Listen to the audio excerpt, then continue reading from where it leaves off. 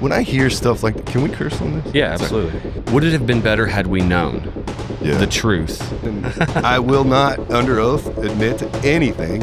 I will deny all of it. It wasn't my intention, and intent matters. But I went home and hugged my son for the first time, and he hugged me back. Yeah, I think we go in having no concept of how to process what we're chasing. Yeah. And still see the battles and the fights I was in, and like there's still a drag. And then I think it's so important for guys to talk about their experiences, because guys are sitting on the edge of their seat, like taking notes. Welcome back to the show, guys. I've got Jeramie Hare with me today. Sorry, it's Jeramie Hare, not O'Hare. Oh, okay. Jeramie Hare, my mistake. 8 years Marine Corps, 13 years CIA, police, firefighter, and mailman. Yeah. Yeah. Thanks for coming in, man. And we're kind of, we kicked off the conversation. You mentioned that a friend of yours hung himself recently. Yeah. And yeah, there was a few days ago. And there's some dark energy in that. And that's what you were just talking about. And you were saying that like y'all kind of went in, didn't really care, just did whatever the guys needed. Where was the dark energy in that? I think, we had another friend a year ago hang himself on Thanksgiving. The TBI plays a huge role in all this, but I think this time I know myself, and I know that I just had the feeling that I can't fly out there. I plan to do this with you. I think it's important today so that I can tell my story and just kind of talk about what I went through to start my healing process. So the memorial was today, and you had to make a decision. It's going on right now. Yeah. Okay. Yeah, and honestly, man, I just felt like, obviously you would understand if I couldn't make 100%, yeah. But I just, I did some meditation on it, and I thought, you know what? I don't want to go and smile and shake people's hands that may have not been there for him in the right way. Mm-hmm. I know for a fact, because I know some of the guys that are out there that were working with him, I know they're going to have some tough nights, because they're going to know that they treated him, they were a dick to him. Really? So I think that's going to weigh on some guys. But I just didn't want to be around that energy. Yeah. I'm so tired. You feel like it was fraudulent? Like they were going to... No, nothing like that. Just the sadness of the event. You can't blame anyone for the situation. But I think when we see guys that we've served with, and you can be there for them more so than I think guys were there for him. Again, you can't blame, it's like bullying and stuff. You just can't. You can't blame that. But when somebody's in a really dark spot, you gotta, if you're not in the position to go and like shake their hand and look them in the eyes, then you're not a good person. Yeah, that'd be tough. I mean, I remember the Marine Corps, and we were terrible to each other. Like when we got to the unit, it was terrifying, because like the expectation was you're going to get fucked up for anything you do wrong. And you don't really know what you're going to do wrong until you fuck it up, right? Yeah. And it was accepted. It was the expectation. And I think we all know a handful of guys that took more than they deserved in that regard. Yeah. And once you get labeled, man, it is so hard to shake that. Yeah. You got to do 10 good things before that one fuck up ever gets of course. buried, Yeah, of course. Yeah. They only remember the bad you do. Yeah. They don't remember. But I really appreciate you coming in today, and I know the weight of that. It's a tough call. I had a friend a couple years ago named Kerr that we had 4 guys in 1 month that I knew from different organizations. They weren't all, just because you've been around for a long time, that all killed themselves in 1 month. And I was facing that funeral or a retreat for myself on the same weekend, and had to kind of make that call. It's like, I would go there, I'd see those guys, it'd be great. Same situation. Yeah. But just a very ominous, and like, that's not the way I want to see all my friends again. Yeah. And I can recognize that I'm in a bad place too right now. I can go check this other thing out, see if there's some help that I can get, and then I can come back and have something to tell them. Yep. Yeah. Yeah, it's just, the timing works out, and obviously, we have to believe there's a plan. And my friend that passed away last year, I've been able to go back and go to his grave with my family, and that was just so powerful. to be able to take them. And that's what I for sure am going to do with Shorty. You know, as soon as the dust clears and settles, I'm going to. His name was Shorty, or his call sign? That was his call sign, Short Round. Yeah, okay. Shorty. Yeah, he was a super good dude. But, you know, again, the TBI, the noise gets so loud. Is that what you think was happening, that he was dealing with? Yeah. TBI issues? I seen him last year. And again, you know, all of us think we're fine. It's just once that noise gets so loud, we don't see any other way out. Yeah, and I think fine is an interesting word that we use. Yeah. It means everything but. Yeah. But again, we were chosen for the job for a reason, because we can push through. For sure. We're very good at it. It's just when you're going mission to mission to mission to mission to mission, and that's all you know. Was he still active? Yeah. Oh, man. Yeah, I think that's, that's for all those years, and to just be exposed to that brain, the overpressure from the, shooting guns and all that stuff. It just eats and eats and eats. Sure, man. I still suffer. It's just every day you feel like your head's in the washer, and then you go from the washer to the dryer, and it's just constant all the time. So you really have to find different modalities to keep yourself balanced. Absolutely. That's why, that's what turned me on to all this, is to stay zero. It's just something you have to, we're so used to, we kiss the sun and then you come back down here to earth. We want to just stay up there, and you can't. And I think now, after all the years of being at war, you have to be careful of your highs and lows. Because for every high now, it's going to be almost 3 months of a low. So it's not, I'm not saying don't go to that event or put yourself through that life experience. It's just know the whole time, like, hey, I have to stay balanced. I have to rest. Yeah, I think we go in having no concept of how to process what we're chasing. Yeah. Or really, do we want to catch the thing that we're chasing? Right? Like, I remember I just want to go to war. Yeah. Like, I wanted to fight. I wanted to kill the enemy. I wanted to stack bodies and do it with my friends. Yeah. And it's not that simple. Like, you get there and there's a lot of gray, right? Yeah. We're not fighting conventional war. Well, man, I love where you're going with it, but just to throw in the fact that, like, when I was a kid, I seen a commercial. It was a fucking Marine with a sword fighting a dragon. Yeah. And I still, to this day, go back through, with my therapist, and I close my eyes and I can still see the battles and the fights I was in, and, like, there's still a dragon that I'm fighting, but that's not reality. It's another dude that you could have a beer with. Maybe. I mean, have you thought about that? About the humanity of the enemy? Like, 100%. And then, when I'm very blessed to be able to do some really high level meditation, and with Iraq just passed a law that marriage went from 18 to 9 years old. Like, it went back? Yeah, just recently. So when I hear stuff like, can we curse on this? Yeah, absolutely. So when I hear stuff like that, I'm like, fuck that. Any fucking buddy that believes that, I'm fine. So there was a couple years when I was like, oh, humanity, because I had there was a lot of good friends, so to say. I mean, everybody's nice to your face. Sure. But of course, I've shaken hands with creepy politicians that I know are pederasses, so there is evil in the world. I'm just blessed to be able to have the training and knowledge and wisdom to put it into them. So I don't feel bad for the war that I was a part of because of that belief. Man, a lot of people say there's good Muslims, but I don't know, read the Quran. The person that they believe in was all about having children at his disposal. Yeah, man, so it's such a tough situation, and it tears me apart to know that not children, but our young kids are put in that position when they're asked to join the military. But I would never take that away from a high school kid. You had the same dream, right? Yeah.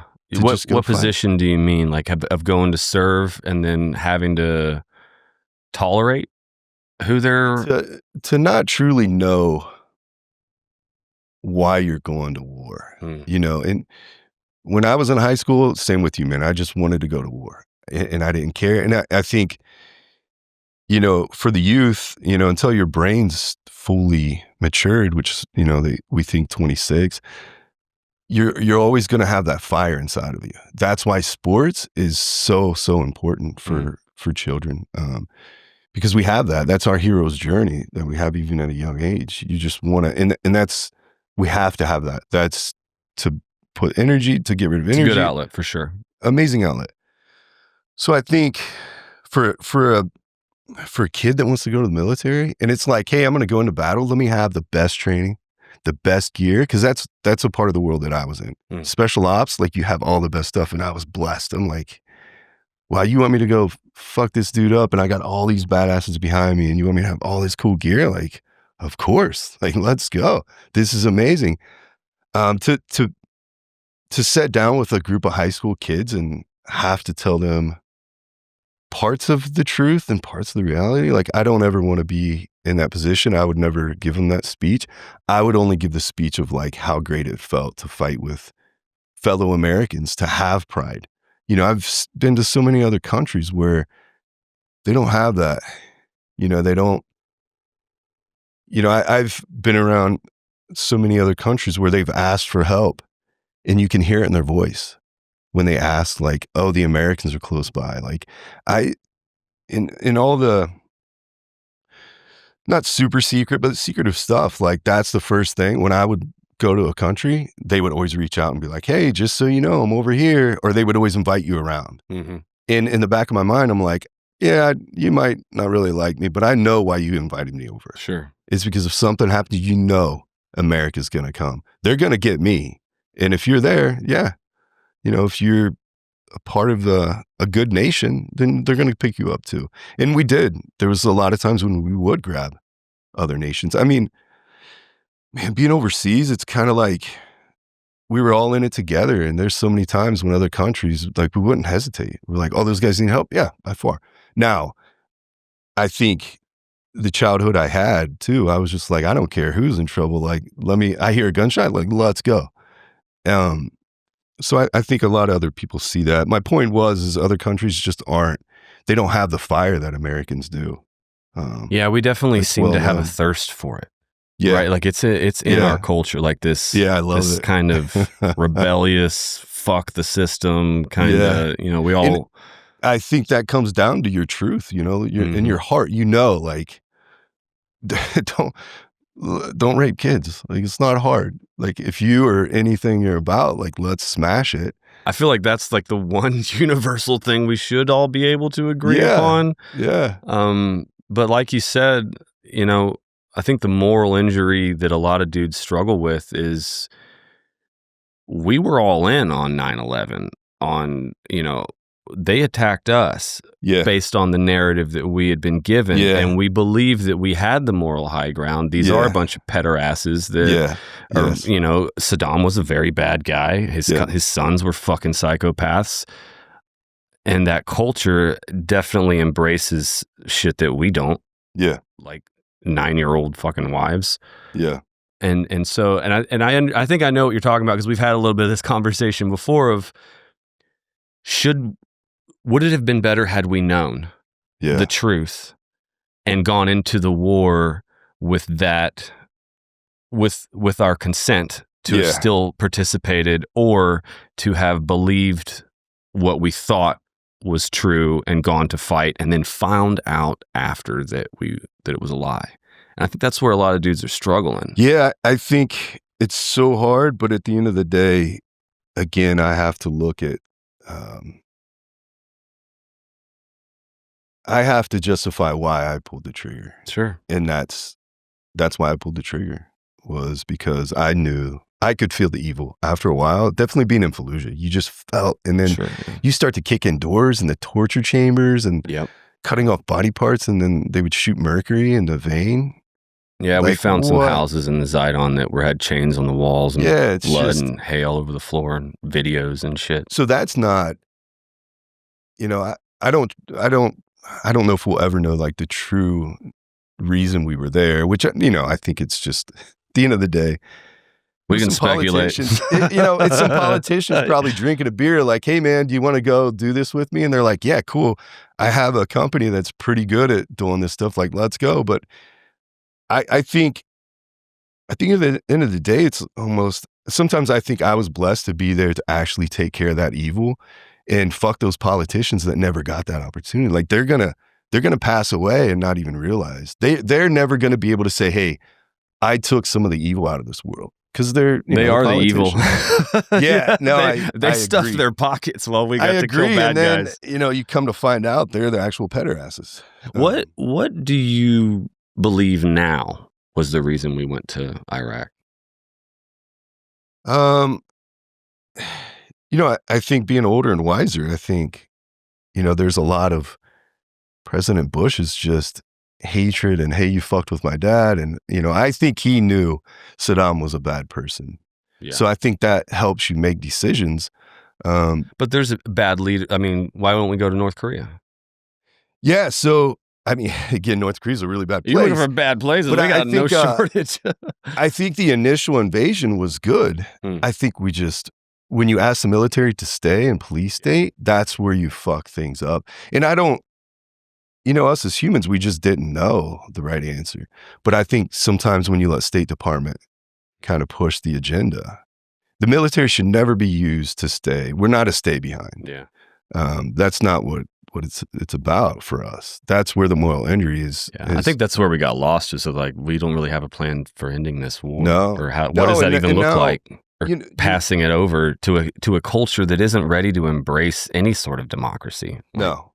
They don't even understand that. No, there's still raping sheep over there.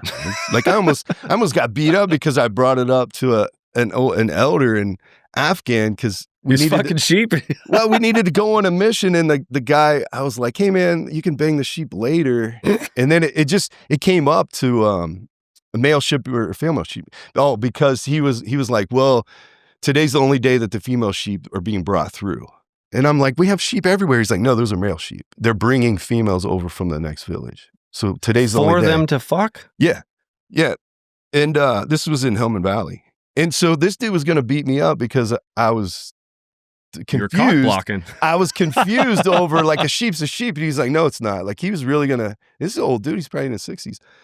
Like I offended him because I'm like, just bang any of the sheep out there. He's like, no, those are males. You can't do that. Like, don't. What do you think I am, gay? Yeah, 100%. 100%. Then they'd have to throw him off a roof, but as long as he waits until the female sheep come in. It's so tough because you have, crazy, man. You have guys like us over there dealing with this stuff. And then do the invasion. Look, if we want to be fair, and we want to say, hey, we were there for the wrong reason, they should have just dropped their guns and said, hey, come over and like, let's work this out. They had the opportunity. They could have, and I seen it in majority of the places we were, they did that. But then you have the extremist, and who knows financially where they were getting their money, or they're brainwashing. Iraqi. Yeah, they're brainwashed. They started shooting at us and killing our friends. And now what do you do at that point? You can't ask me not to be aggressive. It's game on at that point, yeah. Yeah, so it just created, and then we stayed longer and longer and longer. I think we should have gone, smashed, had a better plan, and not stayed, for sure. I mean, man, Afghanistan's a whole nother. Why do you think we've hit all of those countries? Yemen, Libya, Iraq, Syria. I think there's definitely a bigger picture. Yeah. I was, a part of some other stuff that was going on. I think it's almost like humans are being used to consume, and it comes down to, we need the oil, we need the energy to be. Yeah. There's minerals in these countries, so. Have you ever read the book, Confessions of an Economic Hitman? I have not. Dude, it's excellent.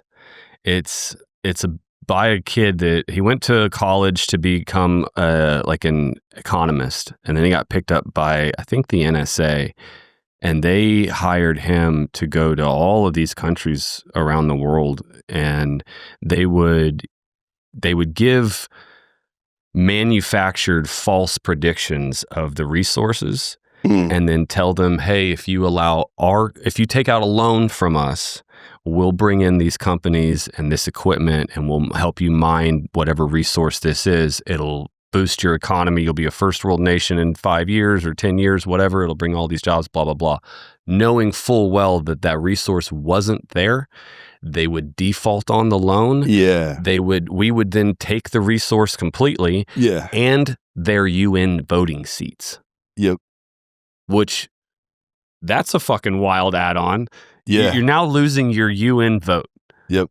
Because of a okay. And the whole book, and it breaks down us going to Saudi Arabia and how they became an oil I firmly nation state. 100% believe and know crazy. and have seen wild stuff like that going on. But again, the stuff's going on. They need people to do specialized things, and I was blessed to be a part of that. And again, the initial invasions and things, like once you start shooting my buddies, like I have no choice. But there's so much shady stuff, and then the more I learn about like the Rothschilds and all the elite, man, how do you deal with all that stuff? I know the way I deal with it is just raise good children. Yeah. My friends and myself, like I speak loudly of how to raise children. I'm not quiet about it, when I'm around other people. What is your take? And I think we had this conversation, when we first met as well. If your son was coming up to join, and we had any of the wars that we've had in the last while, and knowing what you know now, what information would you want him to know to make an informed decision that might spare him some moral injury of later in life? Man, I would say join for sure, but do it for the reasons of the challenge for yourself. Do it for yourself, not first for a and country. Foremost. Put that in there, but do it for yourself, for the challenge. Meet the challenge head on. Everything that you learn in the military is amazing. I mean, there's nothing. I didn't learn anything that I haven't used later in life. They never taught me to shoot innocent people, to rape and pillage. They never taught me any of that stuff, nor did I do any of that. That was my choice. And I think as Americans, we're all raised better than that. But I would tell them to join for sure. Maybe not make a career, because as you know, the longer you stand, the more you have to brainwash yourself. You can't stay true. You cannot. There's no way. Why do you think that you're forced to submit to the corruption? There a lot of times there's a bigger picture that we don't know about. But then again, the stuff that you just spoke of with taking UN seats and all these weird things. But then again, do we truly know the bigger picture? And is it human nature, just because our conscious mind is how we make all decisions?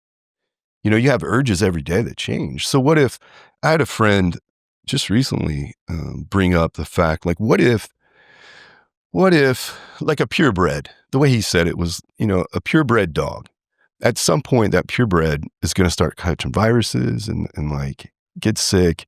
So what if human nature was just kind of pushing and making things happen to open our borders? Because all these countries that are pure, what if they couldn't survive the next 200 years? So let's make mutts that can better survive all these viruses and stuff. And when he said it, I was like, wow, that's crazy. But then you start to look at like, how fucking brain dead was our government a couple of years ago when they opened our border? Now we have fucking massive kids have just disappeared. Like nobody's benefited from this shit. Now we have people that are brainwashed thinking like let's stop ICE because they're all criminals. Like we're so fucking backwards right now. So I have to ask myself, like, who is that clever and could have that much power over people? It's our conscious mind, which we know our conscious mind is connected in so many ways. And now with the AI technology that's coming around, like, is that who's kind of pushing this? So I hope that maybe to make us mutts and to get rid of like so much of the purebred. So hopefully it's just so we can survive the next 1,000 years. I would hope. But God, how are they so brain dead to open the borders like that? Why do you think that it would predominantly be Western countries that have been sold this diversity immigration requirement? Honestly, I think you got to follow the money and the hatred. George Soros is like the biggest, easiest. Not to say I know. Do you think that? Do you have an idea of maybe a motivation or an incentive of who might be doing that or why? I think if anyone's curious, I think just study up on George Soros and then look at that. Of course, there's so much more that goes into it, but if you just want to have a different outlook than what's being said, just look at his story. What is his story? I don't. I never met the guy. I hate to talk shit about someone that I haven't met, but basically he was around in World War II. He was actually pointing the fingers at where some Jewish families were as a young child. I think he was under 10 years old. Again, I don't know the details. And who knows now when history. I thought he was a Zionist. So I'm pretty sure that he was helping the Nazis as a child. And then when the Americans and everybody came in and pulled him away from that world that he was living, I think it fucked with his head. It's kind of like, from what I gathered, what I read is he's a little kid and basically they're like giving him chocolate. Like, hey man, and then we pull that and we take that away from him. And it's known that he had always swore to fucking destroy the Western world. And that's exactly what he's done, him and his odd thing for one man to be able to have achieved all of this. Well, you got to look at too is like our mass migration. They were coming from all the way down in the southern parts, and then it's like, hey, it's like a 3-month walk, and you're showing up in flip flops. You didn't walk that. And they're like, oh no, I was on a plane. I was on a bus. Where'd that money come from? Oh, George Soros. He funded that. Like, why? Well, it's to smash our part. I think a lot of that was funded through our own government as well, through NGOs. I think so. Who's giving the money to NGOs? Who are those people? George Soros. He was meeting with Kamala Harris a couple times a week. It's documented. Yeah. So now it's like, no, it's not George Soros, our government. Who's pulling the strings for our government? It's Georgie and all of his buddies. So again, I'm not. Full disclosure, everything I say is a lie. Put me, when I have to sit in front of the judge, I'm going to say, we drank some coffees and I will not under oath admit to anything. I will deny all of it. Admit nothing, deny everything, and demand proof. Deny. So make counter accusations. Anything I say today, you can't hold me to the dates. If you want to blast me on social media, hit me up on my Facebook account, which I fucking don't have one. So, like meet me here tomorrow at noon. Like, whatever. I'm not in this shit to argue with anyone. If anyone wants to argue with me, you win. I'm out. Like, I don't. This is just us telling stories. We're all doing our own research, trying to put the puzzle together. Yeah, and you can fall on either side of the research that you happen to find and believe. Yeah, I think more people are starting to awaken and ask a lot more questions. Which again, man, what happens when we all ask all the questions and then things start to kind of fall apart? Because, I think at a certain point, there are some elders that know with some wisdom, and they're like, hey, maybe we should create this narrative so nobody really knows the truth. Because, in history, it's well known that like everybody's going to cheat. So it's just who's going to cheat faster to win. And we know the Middle East, they're the most dishonest people in the world. Well, it's part of their culture and what we consider corruption, they almost consider an expectation of favor from a friend or from a family. It's like, you got into a position of power, we're friends, you're supposed to help me. Yes. It does not match our It doesn't align with our philosophy. They're never going to send somebody to the moon because of those beliefs. Like, we're so much farther ahead. And I don't know if we're all that much different. We just hide it because we do all the same shenanigans. We just pretend that we don't. And then when we get caught, we pop up somewhere else. Yeah. So it's, it's our subconscious mind that's connected, because there's so many there are some really, really honest people, but also too, it's like, hey, I'm going to build this bridge over here. I'm a mayor. well, my brother I grew up with, I know he's honest, so I'm going to make sure he gets it. Is that... I'm going to hire my brother to do it. Is it the fairest way? But I mean, at the same time, it's like the other 3 bridge builders in town are shady as fuck. My brother's honest. So it's such a hard... I get it. I mean, I think the thing to be is transparent and just put it all out there on the table. That shit happens here too. I guarantee someone on the Austin City Council is related to whomever they're giving apartment building contracts to get these homeless people, right? Like, look at California with the Pelosi and the Newsom, like that whole family, they came from mobsters. And that's another thing too, is like the cartels and everything. You know, any smart criminal or drug dealer, they'll just get that seed money and they'll go legit. But then when they go legit, you know, for a couple of years, they'll be legit. But then that itch is like, hey, I can do more. Still there. I can do better. Yeah, that's what's going on. California is so screwed with that stuff. What do you think would be, I mean, do you just have to look at it as a them and us?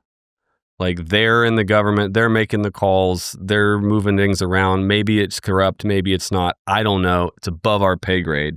At our level, we're fucking kicking doors and killing who we're told to kill. And we just accept it.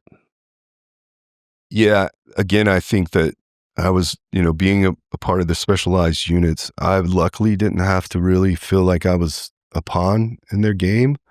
The truth's going to come out and they have to live with themselves. I think it comes down to like, when you kick in that door, is that guy have a gun? Is he pointing it at you? Or can you disarm him in a way that he's not going to lose his life and he's not going to hate you later?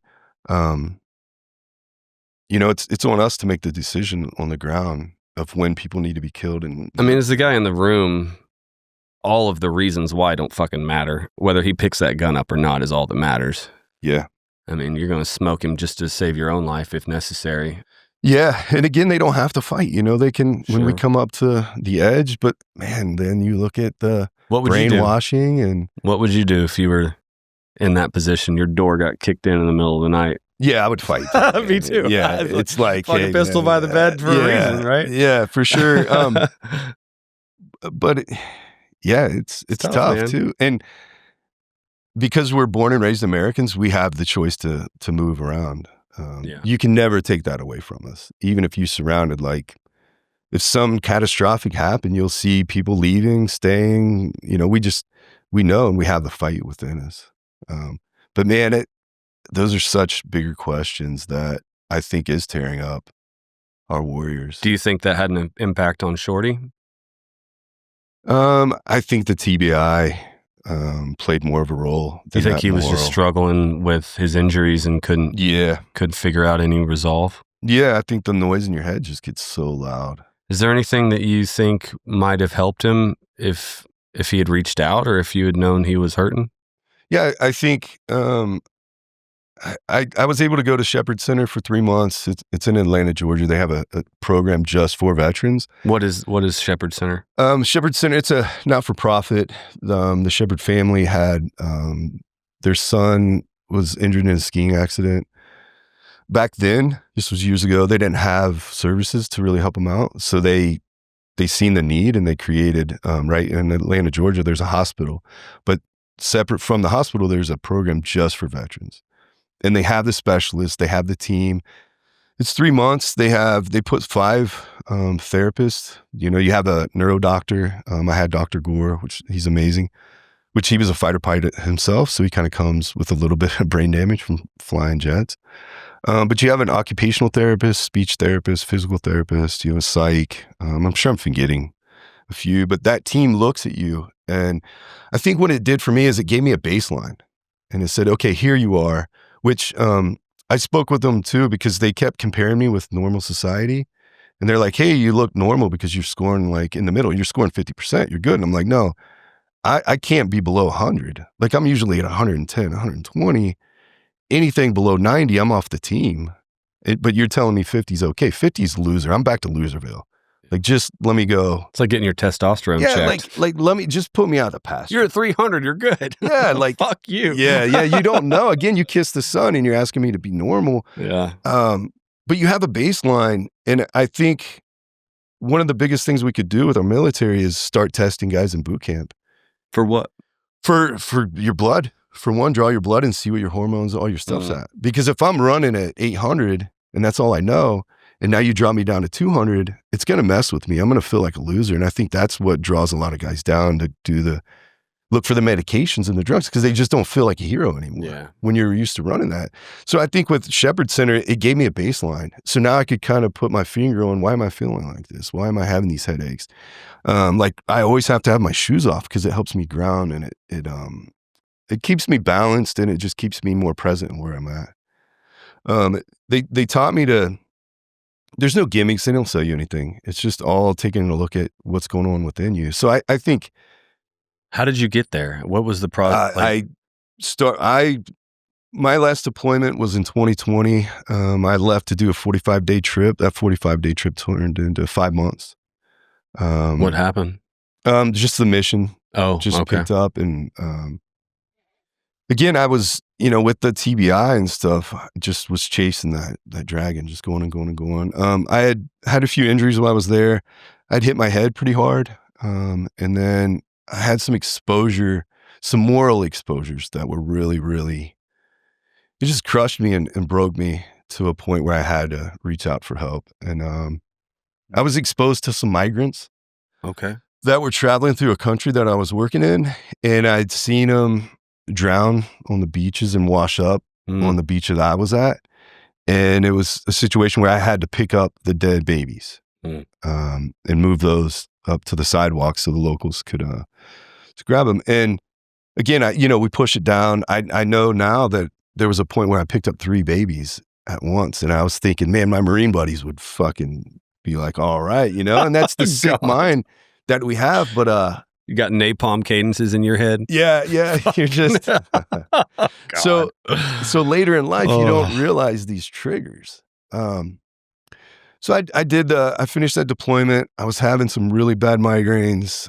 Things were kind of not making sense. A whole backstory too is the country I was in is a civil war. I wasn't really chasing Al-Qaeda or ISIS. Now it's a civil war. That's not what I was signing up for. So all the stuff you were talking about, finding out the real reason you're there, I was seeing more of that. And I was like, man, this isn't, next time, let me get to another country. It was as easy as that. Just let me pull out of here and get out, because I don't like playing both sides. I would spend some time on one side and then fly to the other side. But I knew what the backstory on both sides were doing, and I knew when they were going to attack each other. And it's just, I knew more than what I should have. Was it tough playing that kind of both sides? Did you? Yeah, for us, we're not. Yeah, we're not. That's not what you felt like you were there for. No, that's not who we are, and that wasn't my. As a special operator, like, that's not our game. We're not into that. We're not into. It's needed. Our government has to do that. That's stuff. But that was my curiosity. I think I paid attention to more things than I should have. And again, that's who I am. I think it happens as we get older, because we have more context of how the world works, and we start to notice shit. You start to see it. Yeah. And I think if I would have been able to stay in the game, I could have suppressed that and it wouldn't have bothered me. But when I came home and my son was born, and I held my son, and I had that urge to put him by the sidewalk as a baby, that's when my life fell apart. I was like, fuck, what does that mean? You had an urge to put him by the sidewalk? Because I was, and I later seen these things through therapy and psychedelics. That's the true exposure to how I figured this out. But me picking up the babies on the beach, my subconscious mind just put babies to that. Babies are in my way. I have to do my run on the beach. Baby put over here. So when I came home and my son was born, and I had that first kind of instinct, I was like, don't attach, don't love, nothing, because this is not a part of who you are. So I was protecting myself. The beast inside of me was protecting myself. That's when my world started to really fall apart. I reached for alcohol, didn't know what was going on, tried to hide it. Did you just feel conflicted in that? I was nothing. You're confused. You have no idea what's going on.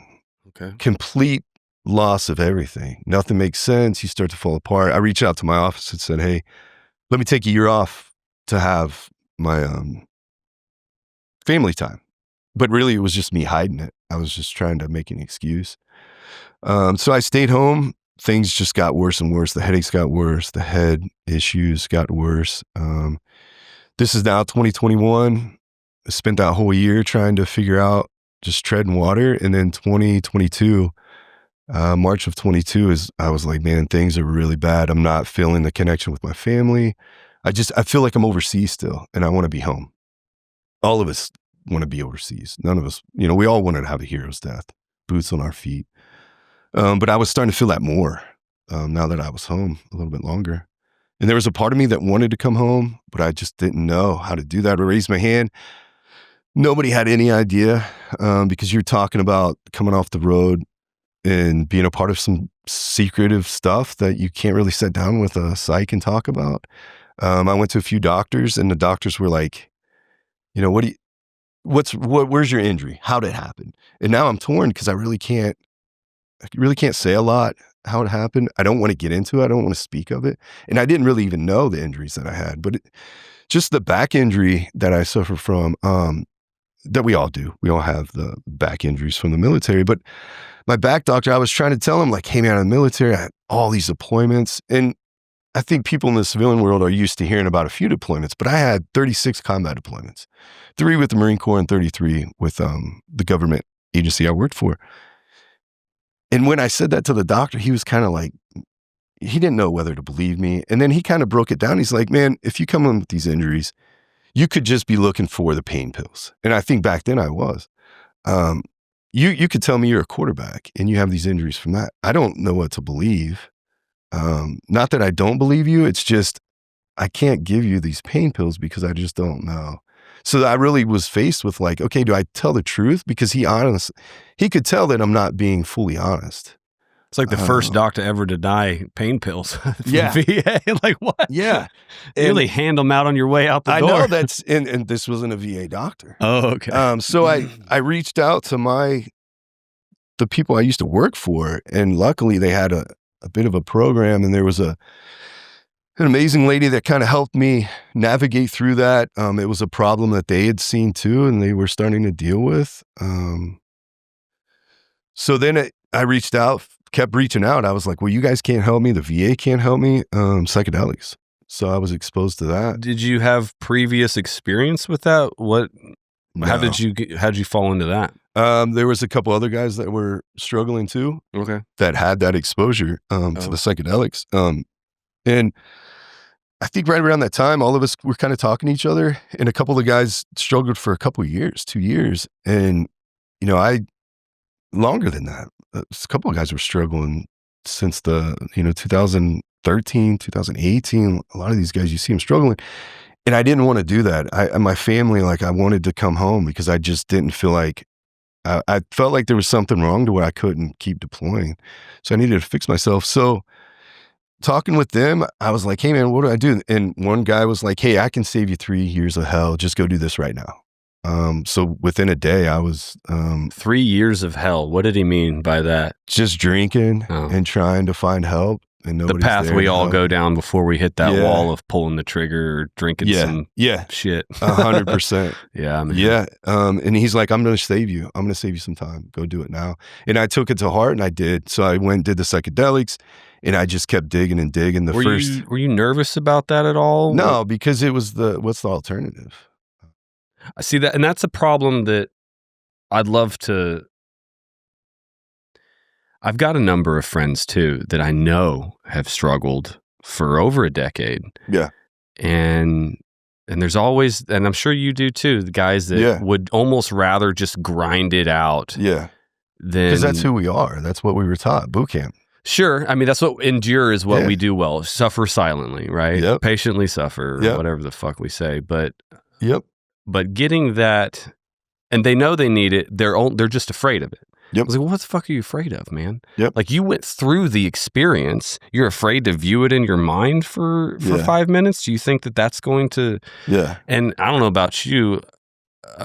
I've never had, and I've had a number of psychedelic experiences. I've never had a military experience. It's always been family, or it's been my kids, or it's been something present that I needed to work on. I've never gone back, and I don't know why. And maybe it's still coming, right? Like I assume that, and maybe I need to be intentional with it. No, I think morally, military wise, you were clean. I do. I feel good about it, right? I've got my instances that it took me a long time to get over, and I came to peace with what happened, and that, you know, mistakes are just made. It's fucking war. Yeah, you're right. It on wasn't track. my intention, and intent matters. Yeah, right. And that's what's helped me get through. And so maybe I didn't have anything to deal with in that regard. Maybe those guys do. I don't know. Yeah, but I do wish that more would. I had a guy a couple of weeks ago. He was a Ranger, and he was like, "Man, I'm fucking nervous." It was about the 5. Have you done 5 MEO? Yeah. Yeah. 5's a good one. A lot. Yeah. And that's God's molecule. I was like, dude, you're a fucking jump master. Yeah. You have stood in that doorway how many times? Yeah. You were nervous. You knew all the reasons that you would be okay. You knew what was going to happen. You've trained for it. We talked about it. You just got to jump. And he's like, fuck, all right. Yeah. And had a completely transformative experience. It was phenomenal. But yeah, man, that conversation is like, dude, you're struggling. You don't have to. Yeah. You can. Yeah. Keep grinding out. You don't have to live this way. I know for a fact, man, all the explosions that we were around, all that stuff, and then you add that acoustic load of just stress and everything, you know, it's just, it takes the marble in your brain and it just it puts you off balance. Yeah. So I think everybody should have that exposure to just realign yourself, to find the balance within. And I think every warrior should have that experience and that exposure. And again, that's the Shepherd Center. We have intrepid spirit in the military. It's just that's too short of a time frame. So I don't think we should ask guys, if you're suffering, that should just go away. Yeah. Let me look at your record. Let me see your exposure. You have that exposure. Let's just send you here 3 months. Mm-hmm. It's a break from reality. Mm-hmm. It's nothing to do with the military. They do such a good job of just kind of pulling things together. Like, hey, take a look at this. Maybe you don't go to this grocery store because there's grids on the floor.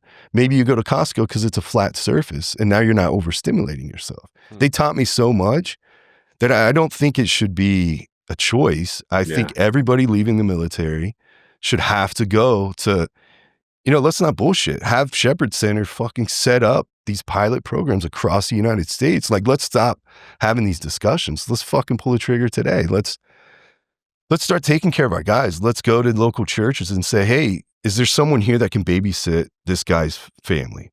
I want to take his wife and him out to dinner and I'm going to sell them on this program. I just need a babysitter. And also, can you have somebody to clean their house? Let's just take that little bit of stress off, because a lot of times guys don't want to get help because of their family. They can't imagine how to figure out to get a babysitter. But then they can get a babysitter to go to the bar and drink all night. But they can't do that. So let's stop giving guys choices. Let's bring in senior guys to give orders and tell the guys, like, hey, you don't have a choice, man. This is what we're going to do. We're going to give a babysitter. We're going to have this discussion. We're going to have you go away for a couple months because right now you have this job, but let's fix you so you can get a better job. You're struggling. Okay, well, let's get some donations to pay the bills for a little while. Let's reset and rebuild you from the ground up. We can do it. We're doing it right now on our own. Yeah. Right. Yeah, we truly really are within our own ranks. We truly are. And for guys that have excuses and shit and they're like, oh, I'm fixing myself, you know what, go buy 3 bottles of Jack Daniels. Fucking slam them all. Let's see how you feel in a couple days. Because a lot of shit's going to come up. Go do it by yourself. Don't go with drinking with your friends. Go out in the woods and slam those bottles.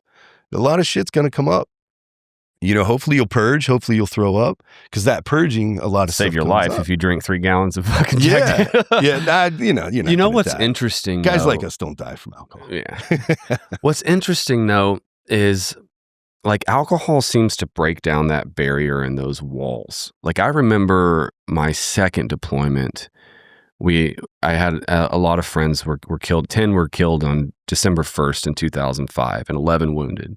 Yeah. And when we got home from that deployment, I got about halfway through a bottle of Jack, which was my go-to drink. And at that point in time, I hadn't really stopped to process what had happened. Yeah. And that alcohol pulled that wall down, and I fucking broke down in the bathroom of an apartment pool where I just couldn't leave the room and couldn't stop crying. And my girlfriend at the time ended up like, where the fuck, you went to take a piss? This guy taking a shit? Been in there for an hour, right? Yeah, yeah. And so I wonder, like, we'll do alcohol because we're comfortable with it. We know it. We understand the drunk process. Yeah. It almost has a similar effect of psychedelics of bringing that wall down, because a lot of guys get emotional. They get violent. Now, psychedelics doesn't cause that. Yeah. But it does cause you to release emotion. Yes, not always in a constructive way. Because our conscious mind protects ourselves, and it keeps us driving forward by hiding and pushing all of that trauma down. Right. So in a way, what you're saying, like go into the woods, drink your alcohol, let that shit come out. It's very similar to, or come out here in the woods with a couple of buddies, take a psychedelic that's not fucking poison. Yeah. There is no lethal limit, which 3 gallons of Jack Daniels would probably kill you if you don't throw it up. Yeah. But I only speak of the alcohol thing because what are guys doing right now? That's what they're doing. They're drinking and drinking and drinking. It's like you're saying, stop fucking bullshitting around. Let's go get help. Yeah. So right now, if you're drinking and you think you're okay, fucking put the bottle to your face and let's see where you're at in a couple of days when you do take it to the fucking limit. And you'll fucking see that you're not okay. You're putting a blanket over the fucking problem. You're sleeping with a wet blanket. You know, I was able to do some I think after Ibogaine, I started to preach to some friends. I'm like, hey man, if you don't think you're okay, go sleep with a wet fucking blanket. And if your mind is fucking splitting and just, you can't, like you're driving yourself crazy, it's because you're not okay. Sleep with a wet blanket. Like I can do that now. I've tested it a few times. Literally sleeping with a wet blanket. There's a mountain behind my house and I'll go up there and meditate and I'll be like, man, I wonder how fucking crazy. Because what happens when you're broken and your body has an addiction or your body's just not making sense, your body, your mind will start throwing this trauma, these pictures, these traumatic things that have happened in your mind to control you. Well, if you're completely fine, that's why your military stuff doesn't come up, because your mind doesn't have control of you. It knows you didn't do bad shit in the military, so it can't put that in front of your face. It's only going to put things in front of your face to control you. I go up there and put that wet blanket on and just sit and meditate, and fucking nothing happens. Nothing bothers me. To where in the past, if I would have fucking anything wet around me, or if you make me uncomfortable in any way, I start to get the body pains. I start to get fucking crazy thoughts. And that's just our mind controlling us. So if you think you're okay, take that wet blanket and try to sleep through the night. I guarantee you, the issues that you have are going to come up. And that just like you're saying, the psychedelics are only bringing up past things of your childhood. It's because you didn't fucking do anything in your mind, your soul. You didn't do anything wrong in fucking combat. Good. It's a fucking blessing. Yeah. But you got to deal with the things of your buddies and all of that stuff and the moral of, why we were there. That's stuff that you're dealing with. But man, again, guys all think they're fucking good. Sleep with a wet blanket, slam a couple bottles of Jack. Whatever comes up, those are your issues that you need to deal with. Honestly, I don't think it matters if you're good or not. If you've never had a psychedelic experience, it's more than just like healing from PTSD. Once you get through, once your conscious mind, because it has all these barriers. Yeah. Once you blast through all that, then you're able to get the full benefit of the psychedelic, with the psilocybin, the connection to the earth, the ayahuasca, that's Mother Earth, like all these things. Talk to me about what you did. What was your first experience and what did it do for you? So again, 2022, right into DMT, and I'll run through it real quick and then we can come back. DMT, and then from there, September, I went down to do ayahuasca in Peru, up in the mountains, came back from that, and then started MDMA trial with the government, did that 3 doses, October, November, December of 22, and then 23, after the MDMA, checked right into Shepherd Center, which at that point, my PTSD or operator syndrome really is what we suffer from. I was able to put the mind piece to sleep and then just deal with the TBI. So like every day I would see my psych. I didn't have the stuff. I didn't have to have the conversations of my dead friends or all these things going on. The MDMA put that to sleep, not forever, but just long enough for me to focus on the TBI. That's what changed everything for me. And that's really what saved me. Not only that, but me doing the self-work. So the MDMA was the most influential. It shows you the most, exposes the most things because you're not going through these violent, it's not poison. All the other psychedelics are poison. So I think that's where your body's purging that out and getting rid of that poison. It's attaching to trauma's poison too. It poisons our body, it poisons our mind. So as we do the psychedelics and your body's purging all that out, it's like ayahuasca attaches to your stomach lining. We hold so much trauma in our stomach. We know that. That's why you have that gut feeling. When you purge that out, all these images are attached to it, because in our mind, that's how we label trauma and poison. We label it with all these pictures and past experiences. So when you get rid of all that, MDMA is not like that.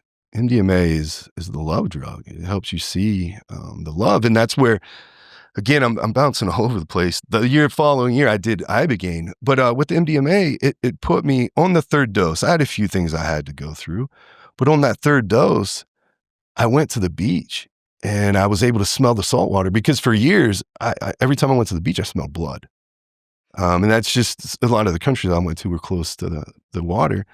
And I think also the beach was always something happy to me when I was in the military, but you start to be like totally, everything to you becomes blood and destruction. And that's just your body's way of keeping you in the fight. You don't want to be around beautiful things, because to you, everything is just suffering and destruction. But in this MDMA realm that I was in, we're at the beach hanging out. I can smell the wind. I can feel it all. And now all the migrants are alive, playing around. I'm like, wow, this is cool. And I was a little wiser, because again, I'd done the DMT and the ayahuasca. I was like, okay, this is kind of what life is about. It's cool because now the oceans, the saltwater's scrubbing, it's just the whole thing of life it makes more sense. So the MDMA replaced that memory of you picking up bodies on the beach with something positive. I rewrote the story in my mind and seen above. The kids are in a good place.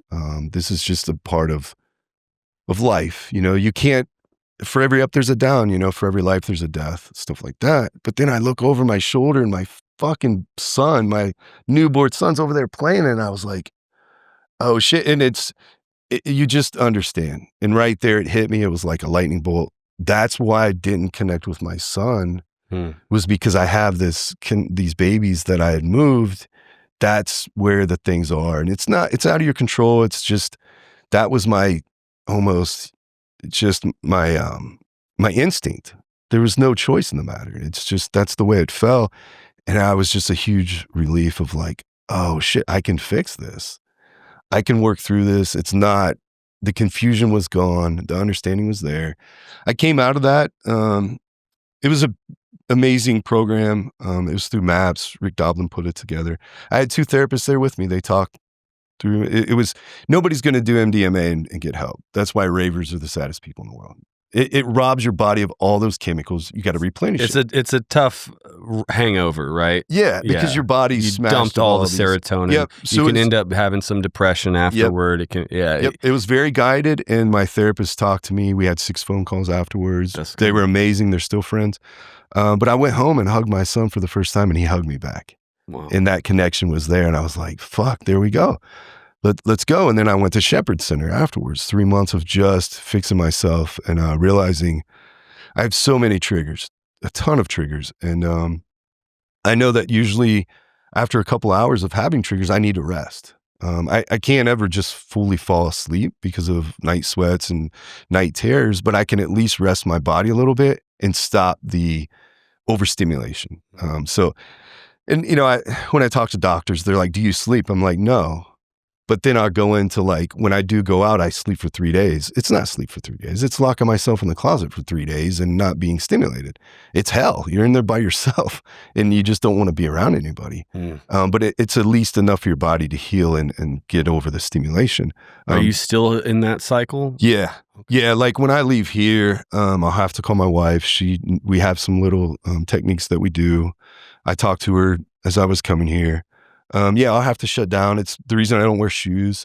When I leave here, I'll go out, be in the grass, I'll meditate for an hour, and it'll just allow me to kind of catch up, to see what I went through, to make sure I'm safe. Because our body, the beast inside of us, we have to protect ourselves, and it has to fully analyze.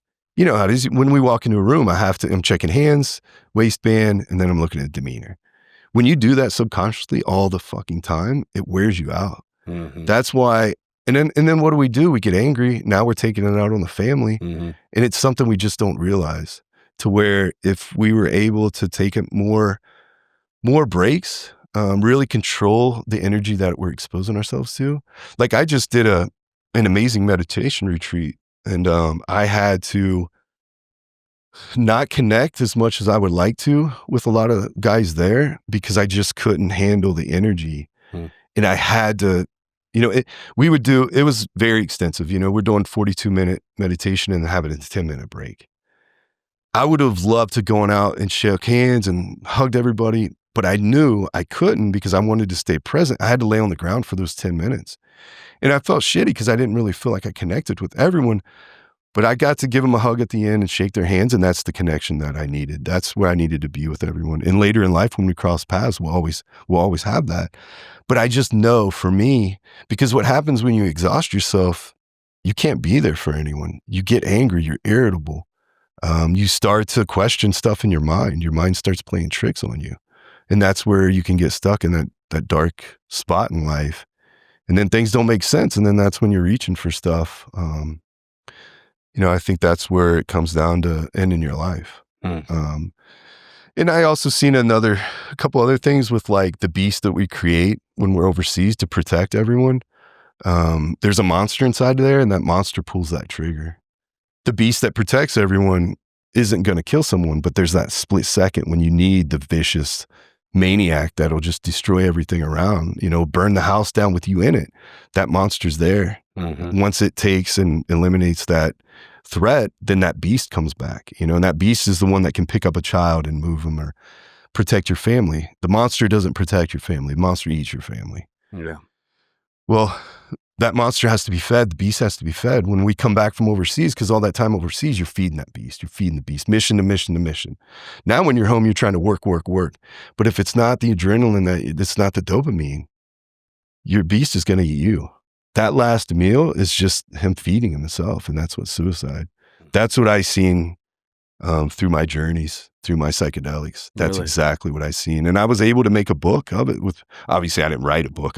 Lots of pictures. But in the pictures in my journeys, I was able to look at like each country I went to, I had a separate beast and monster.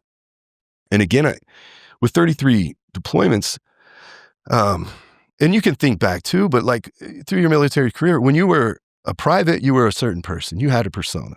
Lance Corporal, things changed. You changed your personality completely because now you're in charge of more dudes. Right. Corporal, like becoming a sniper, that's a separate person. Now you layer in trauma with that. As a sniper, you have traumatic stuff that happened. So now later in life, if you want to go back and fix that, if I'm your therapist and we're sitting here in the chair, we can't work on that sniper. We can't work unless you mentally go back to that persona. And just for me, like I had 33 deployments. Every deployment was a different person. So now I have fake names. I truly had fake names. I had cover stories. I would go to certain countries, and there was a country I was in, I owned a GNC. So when I would go out and be around the locals, I would tell them that I owned a GNC because I had part of my job was a pattern of life. I had to go out, I had to eat at certain places so that I was in the area whenever other stuff for work was going on. I had to be able to walk in and not turn heads. So you just, they teach you in recon, just always look like you belong, always look cool. Yeah. So I was Carry good at clipboard. That. Yep, that's it, man. Always have a big watch and just look cool, whatever you're doing. So now going back to this trauma, I was able to figure out that I had to sit down and think about, okay, this traumatic situation that's coming up in psychedelics, who was I then? What dialect of Arabic was I speaking at that time? I had to get down to the very, very nitty details. And that's how I was able to process and really look at like, okay, where did this TBI, like, was there some explosions? Oh yeah, there was a car wreck during that time. Okay, let me take a look at that and then see how my behavior at home was. Did I change personality wise? Was it not only that I was carrying this fake name and all these things, but was that the head trauma that changed me also? Let me go back and heal it on that level. And that has helped me tremendously to look at all those different things. That sounds exhausting, honestly. Oh, I wish I was unwise and dumb, man. Everybody's talking about be present all the time. I'm tired. I'm tired of walking around being present. I don't want to smell the trees sometimes. Like, fuck the flowers. Like, I just need a break. And again, that's what I mean by taking the breaks during the day and just resting. And I'm able to do that right now. I'm in a position where I can take a break and just take 15 minutes and close my eyes. I hold something in my hands. And then for me, 15 minutes, when I drop into my REM, I'll drop that, whatever I have in my hand, and then I'll wake up. Because I know if I go too deep, I could have tears start to drop into too much of a sleep. I just need to shut my mind off to where I'm not processing. And I'm able now to do a higher level of meditation to really put myself at ease to where I'm not tired. I'm not confused. I'm not making bad decisions. And that was a lot of years of figuring this shit out. And I never had anybody that knew what the fuck was going on. You know, you sit down with a doctor and you tell them any part of my story and they're stuck on that for fucking 2 hours, you know? You go to the VA and you mention a couple things and the psych's crying.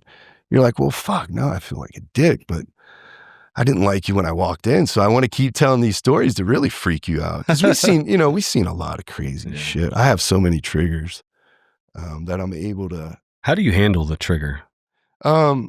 What's your what's your philosophy on what to do with a trigger? Man, you know, one of my saddest triggers was glitter. Because in Fallujah, there was a,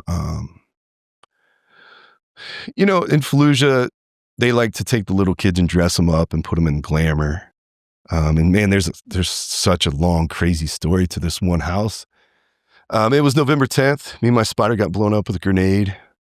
A lot of cool parts to that day. I thought the whole day was fucking amazing, but a lot of wild shit. My spotter lost half his nose, his eye, and he might not disagree with you on that. No, or he might disagree with you on that. He's a hardcore dude. He is right there with me, man. He loved every part of that. Luckily, there was a couple months prior to Fallujah we were operating, so he did get to fucking see, which is a curse. You get that addiction, you get a taste of it, and that I know that haunts him today that he didn't get to stay and fight. But he's one of those fucking good dudes that probably would have passed away, 100%. He's a bigger dude. He would see a wall and run through it. I loved having him. The team I had was amazing. Still close friends. And I was very lucky to have him on the team. So that house was the house of horror. It was like, I think it was like the local police chief's house and his like 9 sons were in there. They were just waiting for us. We lost a Marine that day. A lot of other Marines were injured. But anyways, there was a younger female in the house. And I found out years later that it was a very big intelligence pot. And we took out a lot of that intel and passed it off to the CIA. I later found out that a case officer that was a part of that actually seen the intel and seen a portrait of this little girl in the glamour, makeup and all the shit. And she was in my vehicle. And she actually told the story, and I turned around, and I was like, I was fucking there. Wow. Like, how odd is that we've crossed paths? But anyways, so you saw that little girl again later in life? The intel that was pulled out of that house, I had crossed paths with the person that processed that intel. Yeah. That little girl died that day in the house. She was killed. But, however it happened, I got her blood with the glitter on me.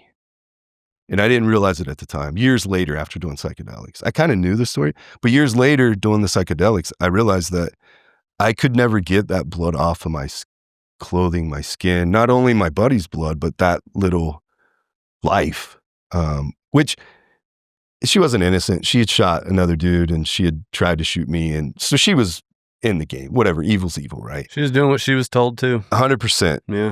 And not to get into that story, but her family was there with her. But man, it's, again, that's the war that we had to participate in. Again, I would never change up any part of it. I enjoyed it. But anyways, I got the glitter on me. The following years, every time we'd get a Christmas card, I would throw it in the trash. Like, I can't go to a strip club ever again. I live in Vegas. I live in Vegas, and I never could figure out why I would get the chills and just kind of shake and turn my head and be like, man, what the hell is this? But I later found out that was a situation that I was in where that glitter, so that's a trigger for me. Sorry, long story, but that's the point.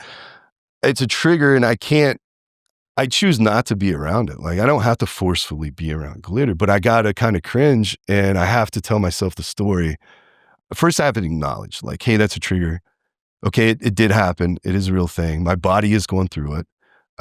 Where do I feel the pain? Where do I feel the anxiety? What's coming up? What's going on? And once I'm able to have that conversation, I can settle down, not be around the glitter, and then take a few minutes and just process that and say, okay, You didn't do anything wrong. It's there. It's a part of your life. It's okay. You don't have to suffer through it. I don't have to feel bad when I ask my wife not to wear a certain makeup or something, because she doesn't realize that in the sunlight it glitters. So when I ask her, like, hey, I let her know, like, hey, it's kind of messing with it. Can you just stand on my right side so the sun doesn't hit you in that manner? So I can manage it very, very well, I guess. But I think so many guys don't ever take the time to do the work to figure those things out. Most of us, we just get triggered. Yeah. Right? There's no pause. There's no awareness. There's no analysis happening. Yeah, you have to stop and first ask yourself, why am I feeling this pain in my stomach? Where is it coming from? Mm-hmm. And there's, again, this meditation that I'm doing, I just learned some new stuff this last week. Yeah. What did you learn?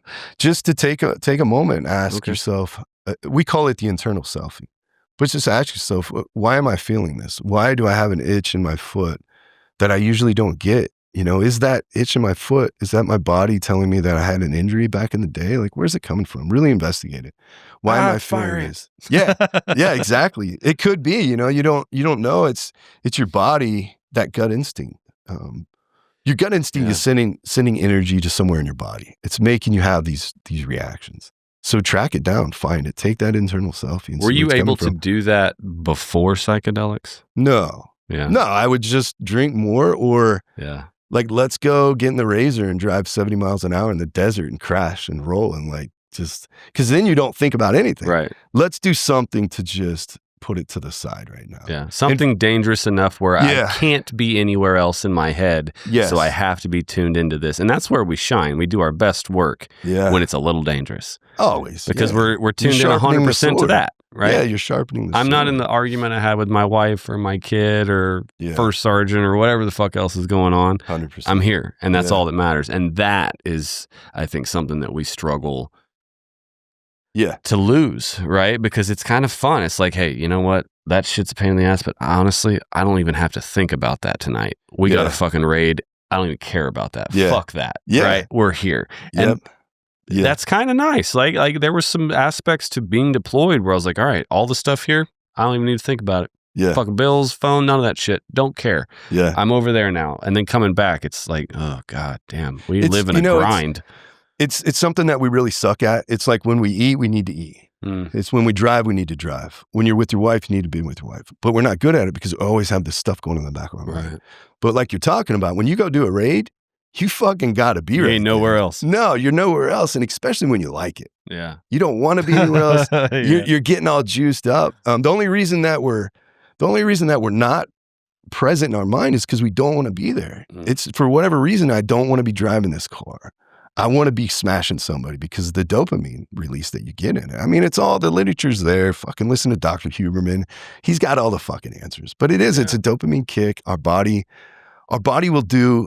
Our conscious mind will do anything it can to get that fucking chemical release. Yeah. And when we're not fully in control, we'll slowly do it. And you'll start to see it. Like, I'm not into strip clubs, but if you drive by a strip club every day and you used to get a dopamine kick, your body's going to start staging things or excuses to get you to go there.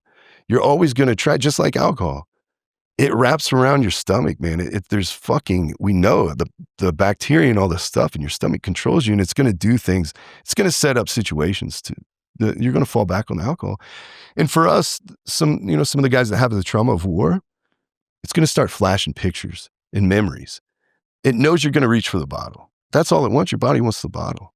Your mind, your gut has fucking more control over you than what we realize.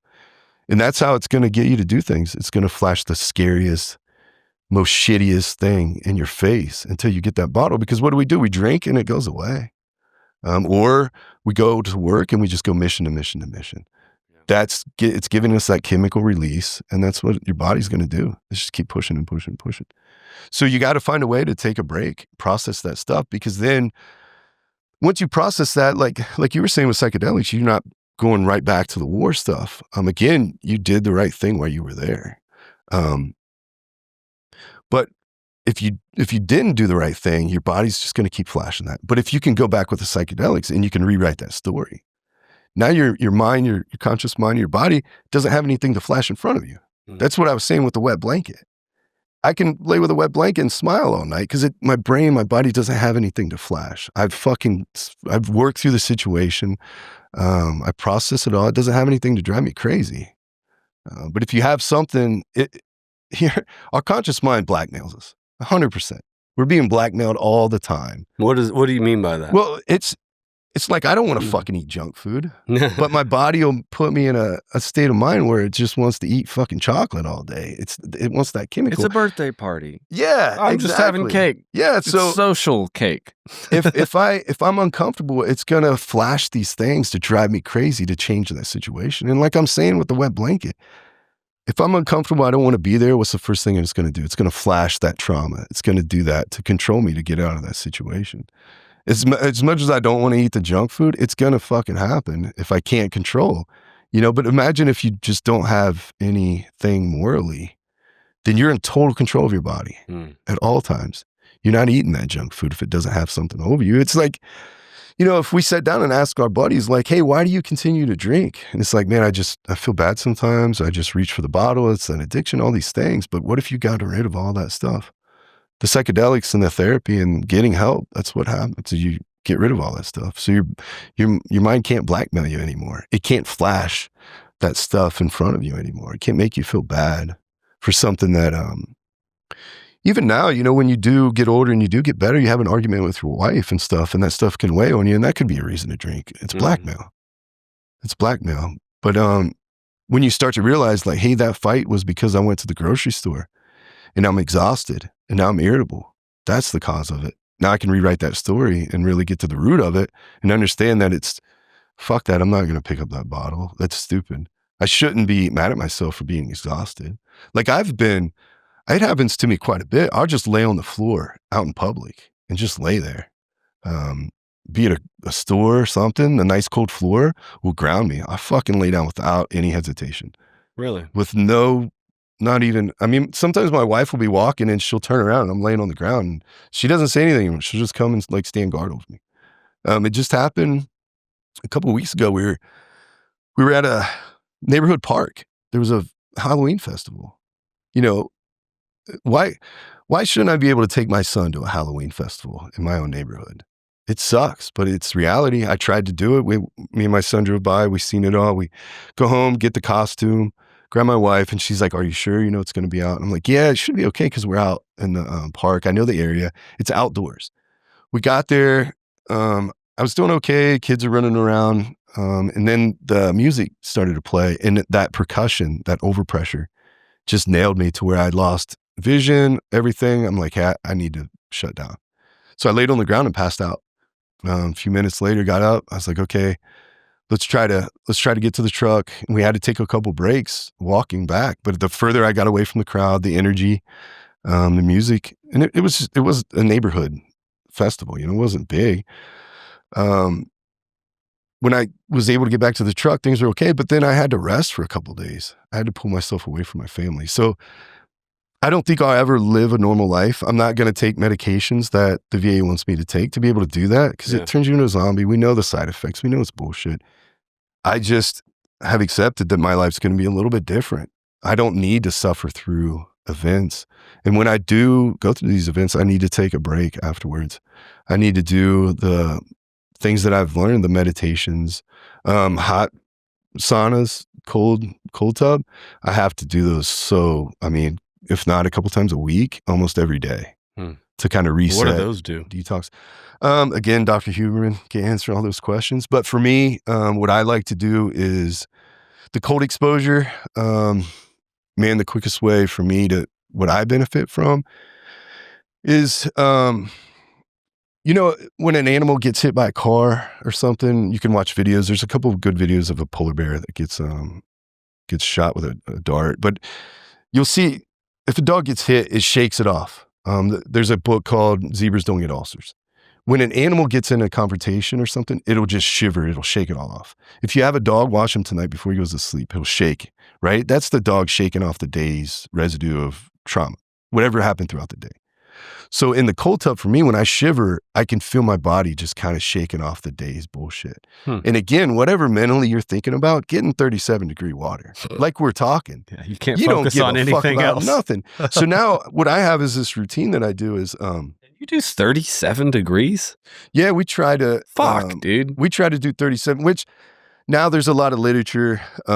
Just find a comfortable temperature. Right now I like 51 degrees for 5 minutes. I'll listen to a song.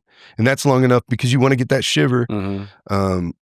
You want your body to get into the like, oh shit, I'm going to die. And what happens is your body cuts away blood flow to your extremities. It keeps everything in the core.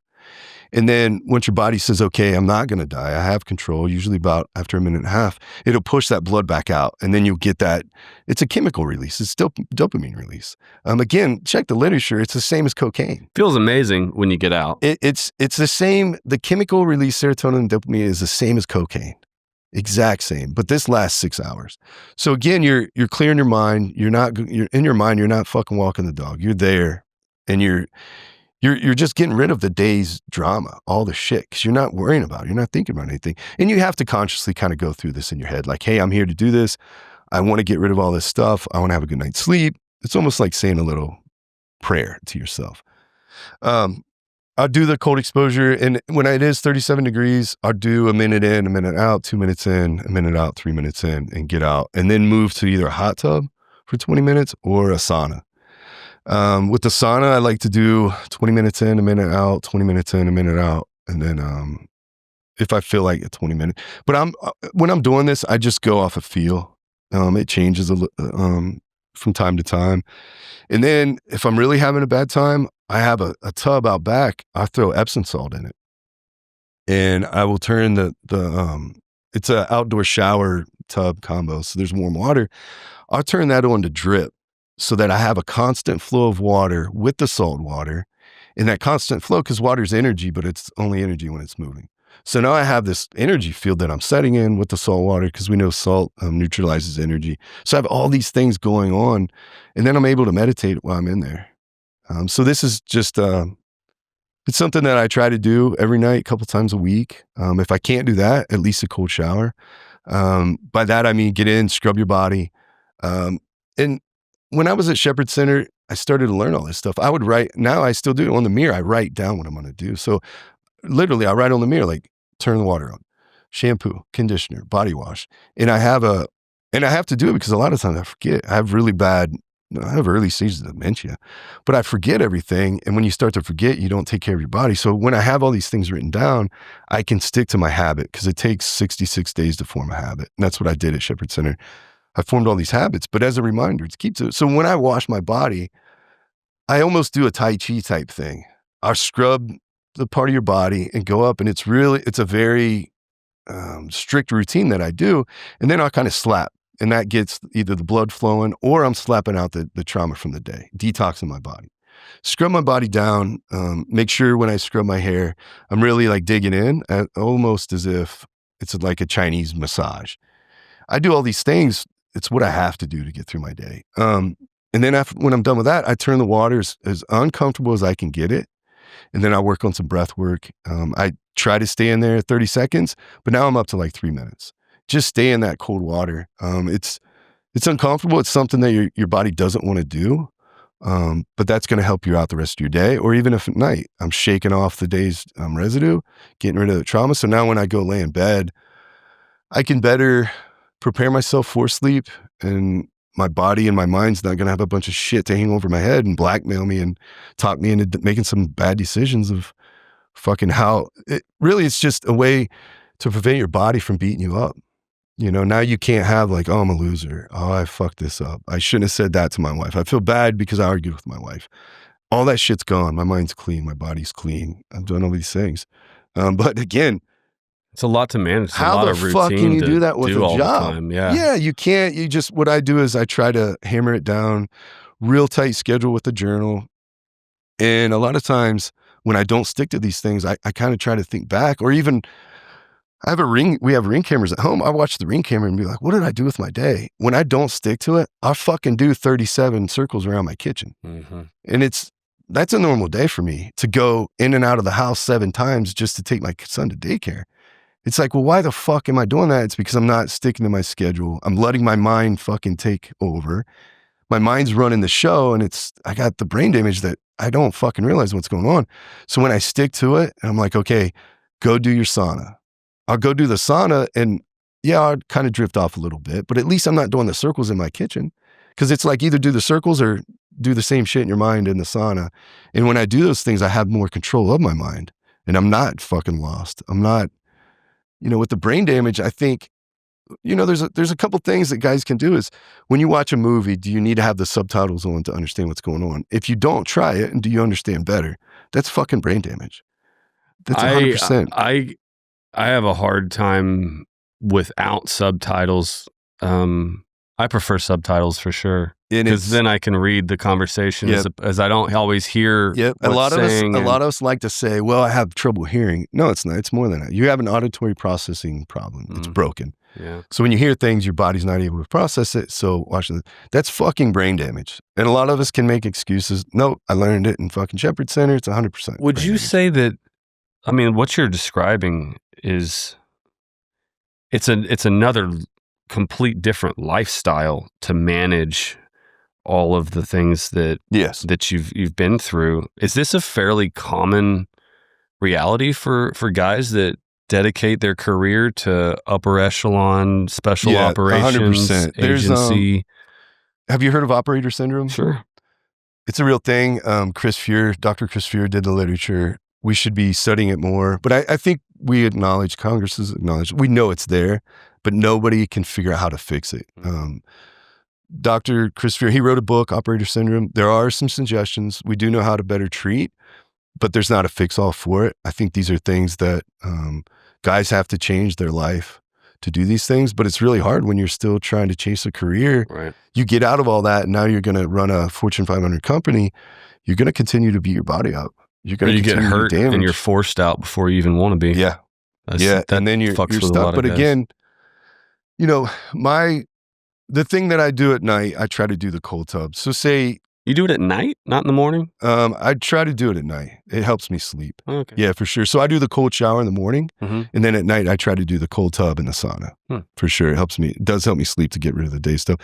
But if I look at my timeline, like, okay, say I take a 10-minute shower, I can knock out the cold stuff. I can do that. That's good. And then at night when I do the cold tub, that whole thing's 10 minutes, and then the sauna. So I'm out there. I can do all of it if I have to within an hour. Everybody has that time. It's like, okay, are you drinking beers at night?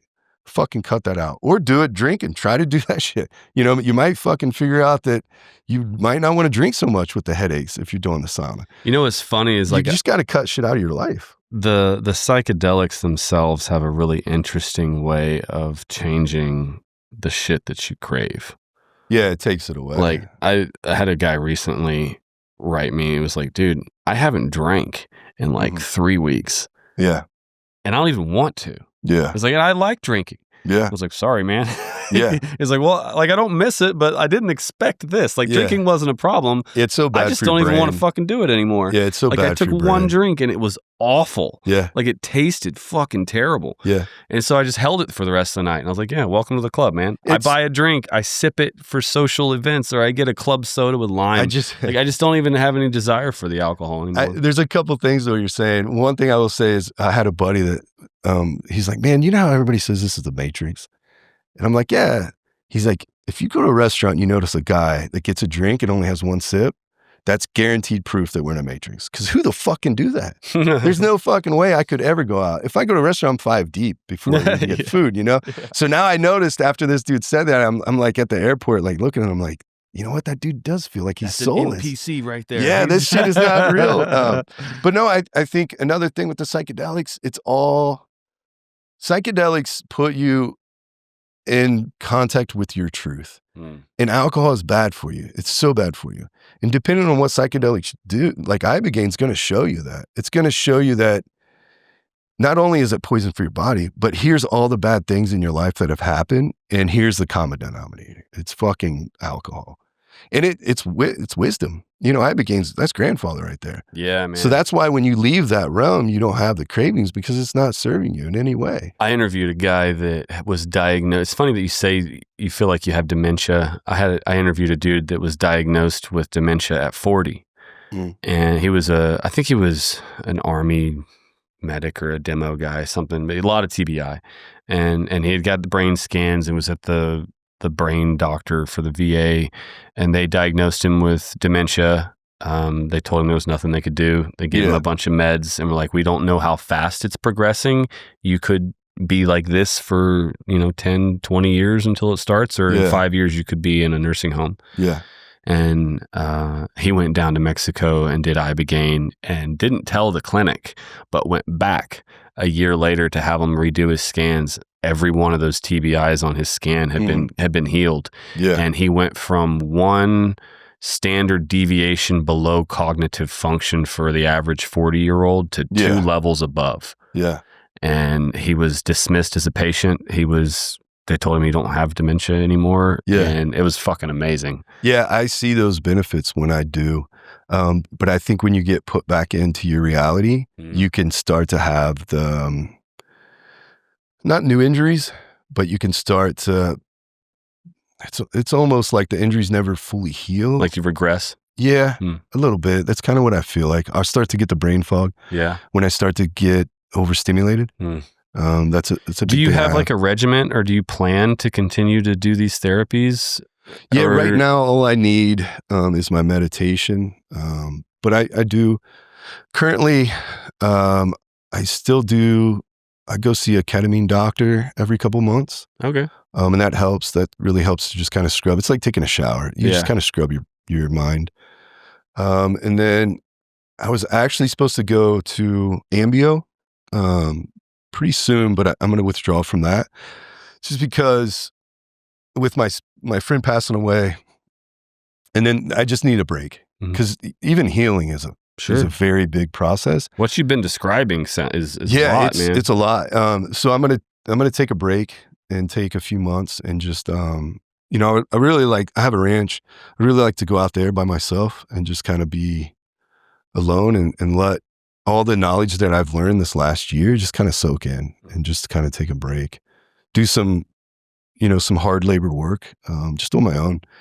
But the meditation really is giving me the ability to go deep within and start to heal without all the other stuff. When do you think, we kind of talked about it, like when should guys really start looking at this? Because honestly, I feel like I want to help my son utilizing this medicine as almost a transition to manhood, right? Yeah. But within the military, like if he does decide to join, and I've thought about this, like I'm not going to tell him not to. I'm going to tell him the truth about it so that I feel like he's got, he can at least give consent to what he's going to do. Like if you start to deploy, my only requirement is like you and every one of your team comes home to our house, and we're going to help you guys purge that shit. Yeah, there you go. You're going to have those. I do think this is all such a new realm. Kids' brains don't mature until like 26. Yeah. So then it's like, okay, let's pick a ceremony, but you don't necessarily have to do the psychedelics. You can do a sweat lodge. And I think that is the better way to go with it. But I think it does 100% have to be addressed. Yeah. And teaching the guys the deep meditation, the yoga. Do you think that there would be a risk for a younger age, 18, 19, to do psychedelic? Most kids are doing it in high school. Yeah, I know. And most of my friends I haven't done mushrooms since 9th grade. And I think I would say go with other routes before you do that. Why do you? I don't think we know. I just think the brain at that point is still, until you're 26. I think it's just forming. It still has so much growth, and I don't think that because the psychedelics open you up to show you so much that's within. So I don't think you have enough within you to even take a look at. I think you could be very confused. Yeah, I've talked to guys like that. It's like you don't have enough shit to work through yet to put it to the use that it exists for, right? It's like if people were not motivated one day and they're like, I should do psychedelics. No, if you're a fucking college student and you fail a test, you don't need to do fucking ibogaine. It's like your layer of trauma is not fucking justify the means. Right. So I think a lot of times for kids, it's like, go put a fucking heavy pack on your back and go walk for 3 days. Try to work your shit out, get out in nature and work it out. I don't think psychedelics should be reached for as children, unless you get, even going to combat, I think there should be a better way for us to get the baseline. Do a blood test, take a look, get them out in nature. Don't ask them if they're broken or not. Just get them out in nature and teach them ways to better deal with that stuff. Fishing, all the things that these retreats for veterans are kind of teaching guys. Teach kids that, the meditations, the things, horseback riding, teach them all those things up front before and have them do those things and have them keep a journey like, hey, fucking with these horses made me feel amazing. Well, after a year and then after a combat deployment, they come back and they're like, hey, this horse stuff isn't really helping me. Okay, let's try psychedelics. Because we knew before we have your baseline, but now you're broken, so let's fucking send in the big guns. Let's not jump right to it. But I don't think there's any harm. There's definitely ways to get there without it. It's just harder. It's, climbing Mount Everest one step at a time. Yeah. Or taking the elevator. Yeah. Yeah, exactly. That's what psychedelics. Yeah, for sure. And we just don't know if we're broke if we don't have the baseline. But I think too, we need to start asking like, hey, when you went, is there any really bad side effects? So is it going to harm someone that isn't truly broken? And then it's like, okay, you came back from combat. You're going to go. And from what I've seen and what I've experienced, it's a benefit on so many levels. There's never a downside to it. So it's like we should almost make it standard. At the very least, guys should go away for a retreat. Should at least be an option. Yeah, for sure. It wasn't even an option, and it's still not really an option. I mean, we have to do it under the table or you have to leave the country. Yeah. Texas is making some headway, and hopefully that comes about. But yeah, there's there's so many questions with all of it. I think we do need to do a lot of studying and make sure that we have some wise elders at the top that are saying like, hey, this is something we should do. I think the MDMA thing should definitely come online, and you have to have the male and the female therapists in the room, because there is a part of the feminine and male energy, the masculine, like that's a part of it that we don't see. And again, that gets into the kind of the magic side that people don't talk about or see, but it's there. I've had that conversation and I've felt that way as well. Been to a few where you could definitely tell the impact and the energy that the women brought in was special. But I've also been to others where it was just dudes. And I don't know if there was any loss because we didn't have a female. It was almost like being back in the locker room, right? You have one cheerleader walk into that locker room, the whole dynamic changes, right? And you go to some of these retreats and cute little things and her Lululemon with her fucking, and I'm like, God damn it. I do not, like that's the last thing these dudes need right now. Like this guy can't get through a conversation without crying and staring at your tits.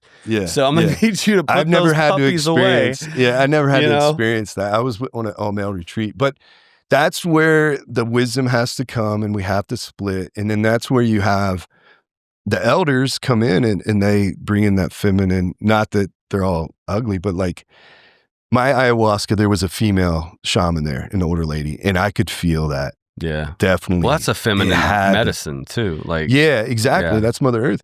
But like what you're saying is we can't not send the females to get help, but we have to separate them for some parts of these retreats when you're getting that. Because for this community, I've seen it both ways, and I personally have grown to prefer it just the dudes. 100%. Because for parts of the journey, particularly for parts, for sure. I think integration wise, you can have female coaches, whatever works for the guys. Yeah, and maybe it's my own sexist bias. But it's a reality. It is, man. And I remember being in the teams. One chick walks in, it's all different, right? We're out on a ranch and there's like 8 dudes that are all fucking you can bros. let your guard down and you're not protected. Absolutely. You're not trying to protect. Like I could give a fuck less if a car hits you, but if there's a female around, I have to jump in front of the car. It's different, right? Yeah. It's different. And so you can't change that. There's lots of options out there. I think guys just need to start reaching out to your immediate circle and see who's gone ahead of you. Because there's a lot of dudes that aren't talking, right? Yeah. Because they can't, or they don't feel comfortable sharing what they did. And it's funny in this community or this topic, how many people I meet. And I'm like, have you ever? And like, oh, fuck yeah. Yeah. And I was like, geez, everybody.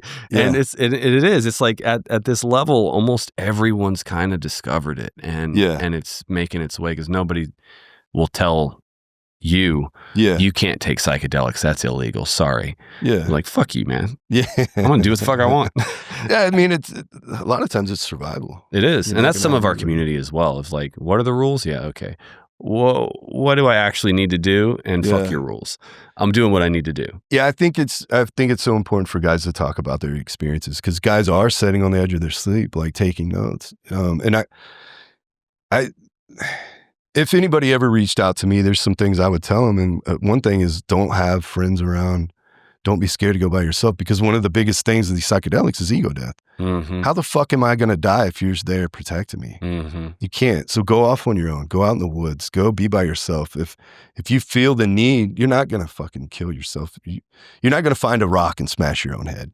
Right. That's the whole part of having the ego death. But you have to put yourself in those scary, scary situations. And that's one thing about these retreats.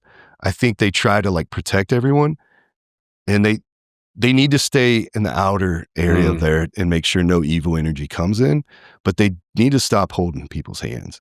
Because every guy I talk to that doesn't have the full experience, I always ask them like, okay, well, who was in the room? And they're like, well, yeah, my buddy was with me, or somebody that was there to hold them back and to keep them safe and not allow that full death to happen. So I think that's one piece of advice that I would give. If guys are journeying and they're not getting that breakthrough, man, go out in the woods and fucking eat 10 grams of psilocybin. I would not recommend that, actually. I did about 12 in September. And oh, good for you. Bro. Good for you. 10 out of 10, don't recommend. Yeah. That was too much. That was too much for me. Like, I wasn't able to let go and in it. Like, it was so, and I'm just like, oh, fuck. Yeah. And there's some things you can do to prepare for that. Yeah. But hey, man, at least you know. I got through it, and afterward, like, it felt like an achievement, and it felt really good to have gotten through that, and I needed it, because I was dealing with some stuff from the previous year that I needed to have to control a panic. And that's what it was for basically 3 hours. It was like, you're okay, just fucking let this go. It ain't gonna last forever. Yeah. And I had a lot of distractions in the room, and you know how like hypersensitive all of your senses are. If there's anything going on, so it was like music, this guy rolling around, cicadas, the thing, and I'm just like, fuck. Like, turn it off. I need some fucking headphones. I need something. I gotta reduce the inputs right now. Yeah, that's why it's good to do it by yourself. But it was amazing, and it had some. Have you ever heard like people discuss like downloads? Yeah. Like, I feel like I accessed information from 100%. Somewhere. Yeah. And I had a lot of that. I can do that through meditation. Yeah. No. I haven't got that. I haven't got there, but I have heard people that can do that. But it is, you're breaking down with the psychedelics, you're breaking down all those levels. And because you were in that room and you had all these things that you had to fight through, that's why you couldn't get it fully. But what I've had to do in the past is I get a tent, I'll go up on a mountain, and that tent is my safety spaceship. That's where I actually blast off and get the downloads. But then I need to also realize that I am in control, I'm safe. So I step out of that tent. And when you do the higher levels, you'll go into like a cycle of like 20 minutes of blast off, and then you'll be back here on Earth for like 30 minutes. But you always have that tent to go in, and that's your safety. Because there's so many things, your ego, there's shame. You don't want anybody to see you in that situation. Sure. So that's where that spaceship, and when you take care of all those things, that's when you're able to really surrender. You know, you probably couldn't surrender because you had all those issues. You're so sensitive. You have to deal with all those things, and that's your beast inside of you protecting you. So when you pull yourself out of that situation, and that's a big thing about doing it by yourself. But again, you were smart enough, you were tough enough, you were brave enough to do that. But now imagine being able to do that every day with the cold exposure, the sauna, the shower, to where you don't need to bottle that up for a year. You could do that every day. And that's where I'm at right now, is to be able to do that. I know I have to do that, because I have I have a son that's 4. I have a 16-year-old too. But to be able to be in that, my 4-year-old's like world, Yeah. it better is helping me realize like parts of my mind that are broken, or not broken, but just damaged. And I need to fix that. Like I none of us can really go back to being a kid and play with our kids because we're just mentally we're in other places. We don't feel safe enough. We just can't do it. But now I have the ability to go there and like repair parts of my childhood or parts of my brain that were damaged, things that don't make sense. I'm actually able to do that with him. I'm growing with him. That's so fucking cool, man. I've had that moment where I came home from deployment and just looked at my kid and had no idea what to do with him. Yeah. Like I don't even know how. Because overseas you got to be desensitized. Right. Like what if you're in a gunfight and you see a kid, you got to take. Yeah. I remember in Fallujah, man, there was this little girl that came, and I, honestly, again, full disclosure, I don't remember if it was me, if I heard the story. So if somebody's going to call me out, fuck off. There was a little girl that came out from where we were shooting at, right? Or I want to say whatever. I've had fucking nightmares about her. But I do remember seeing in real life, there was a little girl that had gotten hit from, I think it was a larger caliber round. There was a Cobra that had been flying around that day, fucking lighting everything up. So I think shrapnel, but it took the front half of her skull away. And when she had came out to us, there was maggots eating her fucking. She was alive. Yeah, she was fine. Fuck. Shell shock a little bit. A little. Yeah. Fuck. But like seeing that little kid, you're so fucking, you're like, is this real? Do I need to save this kid? But we're still in a firefight. Bad guys are still shooting at us. Do I take a moment to grab this? It was just a fucking horrific thing that I had nightmares about for a while. And I can still tap into it. Like right now I can feel myself getting, and I can ask myself, okay, why is that coming up? We were able to get her and put her in a truck and then send her back to our medical side. But then it's like, man, how crazy is all these things going on? And do you paint it as she was lucky that maggots were eating her? Like, we don't know how long. She was obviously out there for a couple of days by herself to where the maggots were eating that flesh. Might have kept her from infection though. 100%. Yeah. And the knowledge that I have now, I'm like, yeah, she was lucky for that. Mm-hmm. But then it's like all the other stuff that's going on. Is it fair for me to even take a second and try to think of the good side of any of it? Because is there any good side of any of it? Did she survive all of it? Where is she at now? How is her life now? Because I know her whole family was killed. And she was probably 4 or 5 years old. It's stuff like that that still comes around. But I'm able to think about it and process it in a different way. It's not causing me to reach for the bottle. Do you think having children made that better or worse? Worse, I think, for sure, to be in that, because you want to protect kids. That's truly, the biggest reason we're here is to create. That's what humans are here. That's what we always want to do. And then protect, because children is our creation, and we want them. That's how we continue to grow, and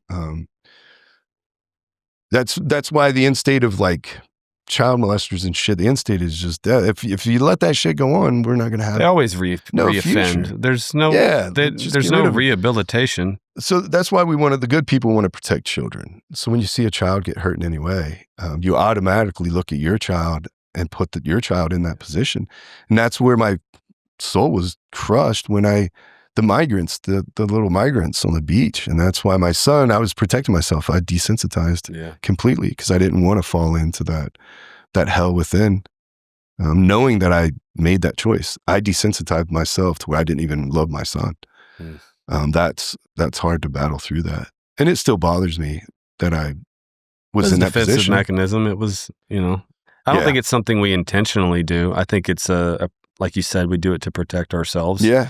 A little bit of, gallows humor. We see a lot of fucked up shit, and so we make jokes about it to not address the reality of the pain that it's causing, right? Yeah, but then it's the only way you can process it or live through that. If you start asking the questions like you've asked, and then I look at, okay, why was I there? Why were the fucking migrants there? And then I start looking at the human rights violations that were also going on there, the malicious trading bodies and like the rapes and a lot of crazy shit was going on. And then I think back and I'm like, man, there was some news. Like I actually seen the area that I was in, the boats leaving the beaches, and like, where the fuck's this Bleeding Heart Society? What the fuck were you guys doing? And what are you doing now? Mm-hmm. That country is still recognized by the UN. Like what kind of country? These migrants were coming from Sudan. Who the fuck? Why can't somebody like call those motherfuckers on the phone and say, hey man, like get your fucking country under control? Yeah. So where are these politicians that, you know, who are we holding accountable for that? Fuck the UN. They're a bunch of fucking, but you know, I say that and within the same breath, you know, there is a bigger picture. I hope it's what do you think the bigger picture is? You know, who knows, man? Like, I'm smart enough. I'm smart enough to say, like, okay, what minerals are in those countries where they want to displace all these people? It's like, okay, who's making the fucking money on all this stuff? And like, or trying to incite some civil wars. Yeah, 100%. Right. I think that's what they want us to do. I was in a lot of countries where that was going on, and it's always the same people playing the game. I think they're playing it here, and I think the same 100%. Script is happening, and a civil war is the goal. Yeah, 100%. Mm-hmm. It's on a higher level. Everybody's trying to destroy us. I mean, we got people within trying to destroy us, and now there's such a big thing, you know, and all the knowledge in the world's on the internet. You know, there's a smart guy out now, Chase Hughes, talking about the psyops and stuff, right? I like him, yeah. Dude, it's like... He's bright. It's like every bored motherfucker or every person that hates normal society, most of them live in Portland. You don't think that they're using that shit and just like on the internet right now trying to do psyops just to watch things fail? It's like there's so many people that have that Joker mentality that they think they're going to destroy society. But I think we're in a good position because we have warriors that have come back from overseas that are strong. We can see that stuff. When we unplug from the social media piece, we're more aware, we're more awake, you know.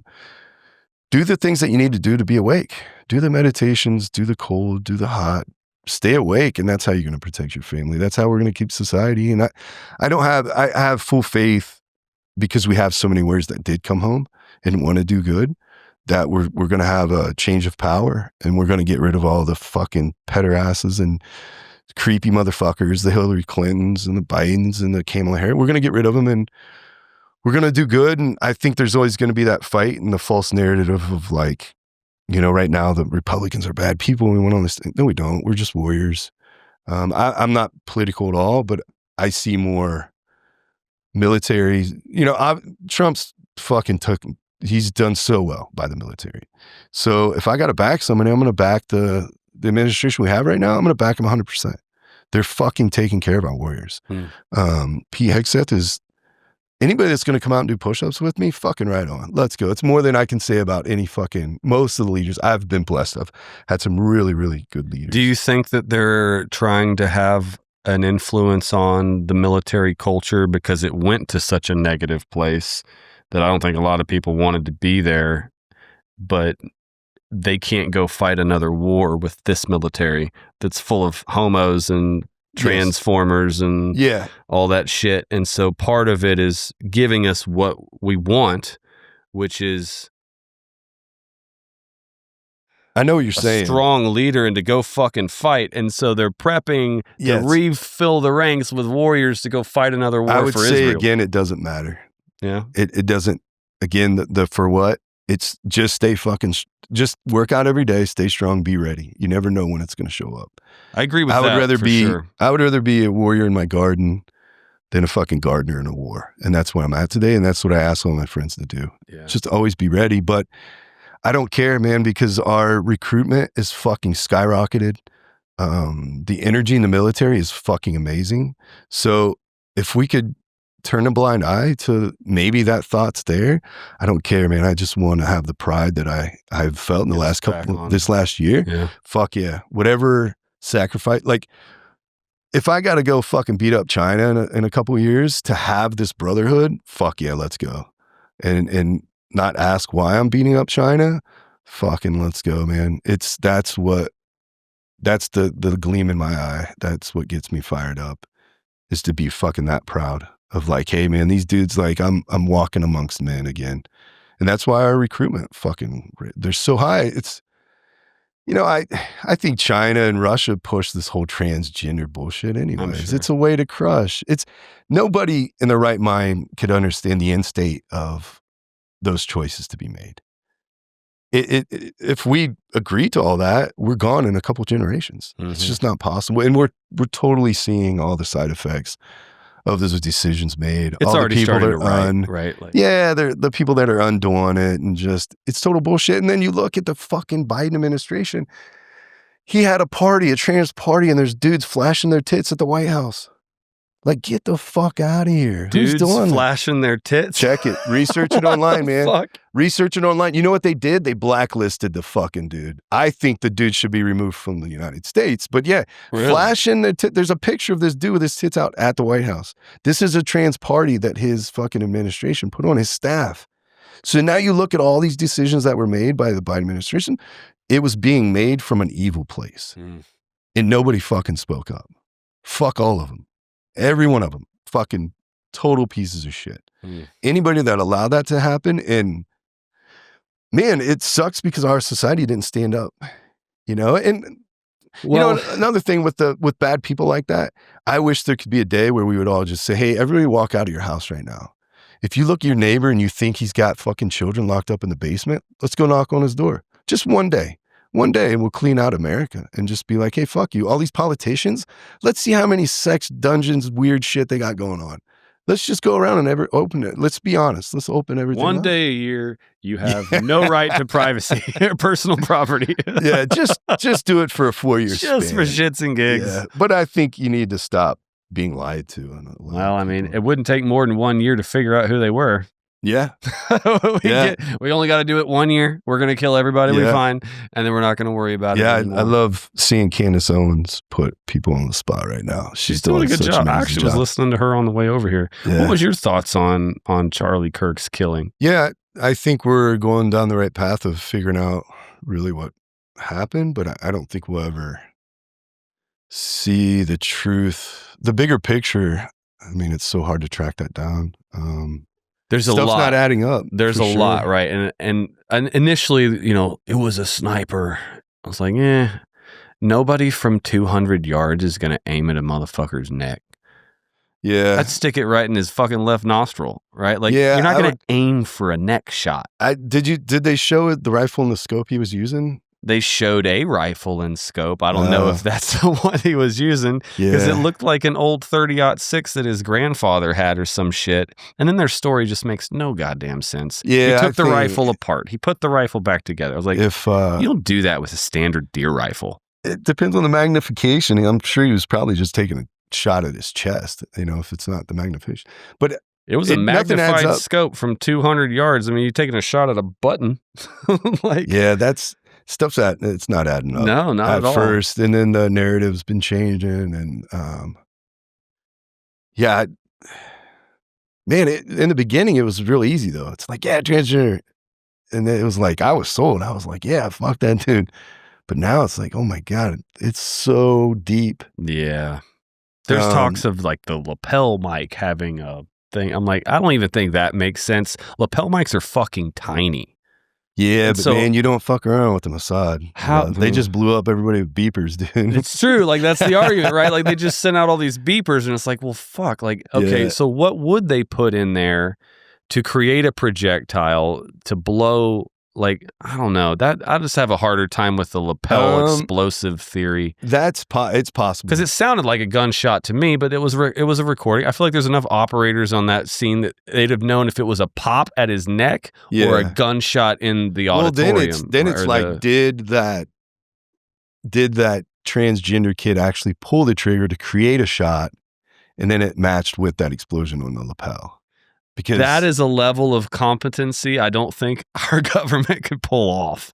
Another government probably pulled it off. Fair point. But I think Candace Owens is just killing it, man. Down this path of, good for her. Again, it's when you have such levels of blackmail, and I've been exposed to that world of blackmail.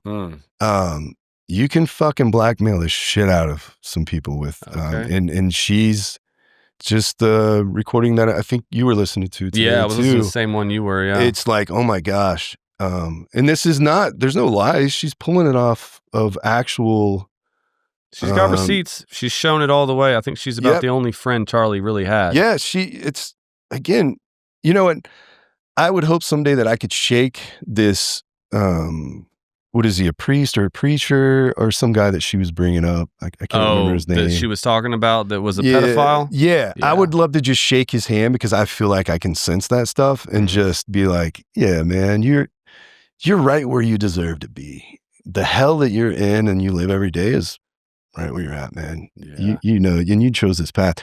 But the bigger picture is it's not just him, but he was used in this pawn, and it comes down to blackmail. And it's like, man, when you have people in this world that use blackmail to control the world, which I've seen in person, you got to question a lot. And you just hope to God that the bigger picture is they're doing the right thing to keep humanity going forward, right? To keep peace in the world. Because what kind of blackmail did you see? I just working overseas, I was exposed to other countries using blackmail. It's a way for us to get intelligence in these other countries, and it's pretty easy. You just what I had seen is expose these countries that use the Quran and religion as the way of life, expose them to the dirty stuff, you know, and it's, again, that's why I think the Muslim religion is bullshit, because there's a ton of leaders that I would see in Vegas, you know, doing bad stuff. They're only Muslim when people are looking. 100%. You know, and Dubai's known. Like that's common though across religious enterprises, are right? Yep. But when you video it and you set up situations for it, which the U.S. doesn't do, we don't.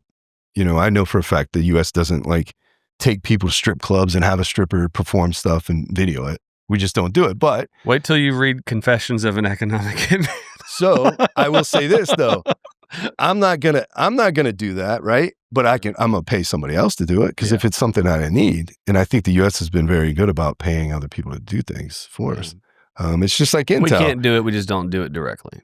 Yes, 100%. It's the plausible deniability. Pussy is still one of the most valuable currencies in the world. Yeah. For anything you need. I mean, they should make tires out of it, because you can't beat it up. You can use it over and over and over again. The highways would smell awful though. Yeah. But I think those techniques, you know, again, it's our conscious mind does it to ourselves.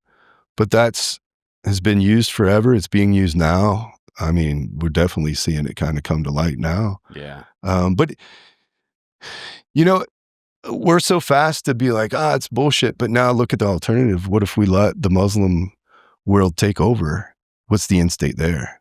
We're fucked. Because the question is are these things happening, and is this being taken place to combat the Muslim world and to like keep them at bay? So now it's like, do I get behind that narrative and try to fucking disprove all these things, or we just ask for more honesty and do what we can to stop the Muslim bullshit? Do you think that there is? I mean, and I've seen this, but do you think that there is solely a Muslim motive or initiative or mission to expand? Because I personally feel like Christians and Muslims have been somewhat pointed against each other. Yeah, no, I think you know they what are. I mean? Yeah, I think they are. I think we can all sit at the table and have a discussion of how to make this stuff work. But I think right now it's totally being used, most likely by the people that are making money from war. Yeah. But there's so much brainwashing going on right now. The trajectory that we're going is just total war all the time. If you had to predict the next war, I mean, obviously there's already something going on in Ukraine. Where do you think we would be sent? Well, I think China's the problem. China? I mean, they're at a rate that they're making their military. Is that Taiwan? Because I think they're already sent a MEU there. Yeah, I think they've sent just kind of hanging out over there, right? Show of force. Yeah, but you look at the numbers that China has; it's a huge problem. I saw a thing with, I think, the president of China talking about essentially, we will do whatever y'all do. Yeah. If you try to send a nuke, we will send a nuke before yours hits the ground. If you do, basically threatening nuclear war. Yeah. If we did anything. But then you got to think of like, is China purposely doing things to put that in play, to make that happen? Sure, maybe. Yeah. I don't know. I know their birth rate is an issue. I think the question too is like, is this where our society and the Russian society come together just to survive the situation to go against China? Because I don't think China has anybody else's, like, they don't care if the world pushes forward or not. I think they just want to Asian consume. nations seem to stay sort of unfucked with by the migrant. Yeah, why thing. is that? Like, why did nobody's fucking with Japan or do China the research or on it. Korea? All of these other countries, just us. You go to those countries, you go to jail. They throw you right in jail. Mm-hmm. There's straight to jail. The knowledge is just not being spread around. Yeah. But I've read the literature on it, and every fucking country is like straight to jail. What's horrible is the countries that are allowing the local population to leave, their same laws are they will not fucking receive anyone. Mm-hmm. Straight to jail. So that's shitty. You got Sudan, all the African countries, they'll let their people leave and go anywhere, but they won't let anybody come in. So now you got to look like, why are we trying to displace all these fucking humans? There's got to be something in the land that they want, or they're trying to create something. They want us to have civil war, and so they got to bring in somebody for us to fight with. It could. That's kind of my thing. I think get them all here. They're not going to leave willingly. I wouldn't. Who the fuck would? You're not going to go back to Venezuela and fucking starve on a street. So you're going to be here hiding until and they just, I don't know, man. I don't know how it's going to kick off, because one of the things I think is an issue is our country's so fucking big. Like, how would you ever split up the U.S. into a Union and Confederate army again? Like, it's never going to happen. We're so intertwined. And again, I think we have enough wise men that are older that have come back from war that wouldn't allow. They got a whole generation of war fighters that I think took an oath to the country and meant it. Yeah. As opposed to the people in D.C. who took an oath to the country so they can make money. I think we just got to be careful with the narrative that that is being shoved down our throat, which it's gotten pretty crazy with all the shit that's going on. And you've got people that are being brainwashed trying to step out and stop ICE from doing their job. And we're fucking arresting the criminals right now. We're giving everybody a chance. And there's a lot of, not all of them are bad. There's so many good people that have crossed the border. But you know what? The really good ones, they raised their hand and said, hey, we'll go back. Sorry, we were brainwashed and tricked into coming up here. Some old man paid for our flight. It's really fucked up for them. Yes. I mean, they're in a bad situation where they are. Yep. Everybody knows that. And that's where it comes to our good leaders, our good military guys to get involved, join the Border Patrol, and be the ones that make those decisions and be like, hey, you know what? I see your situation. Here's some extra water. Let's take care of you. We're going to make sure that you're taken care of. And not that I know for a fact our Border Patrol is not mistreating anyone in any fucking way. How do you know that?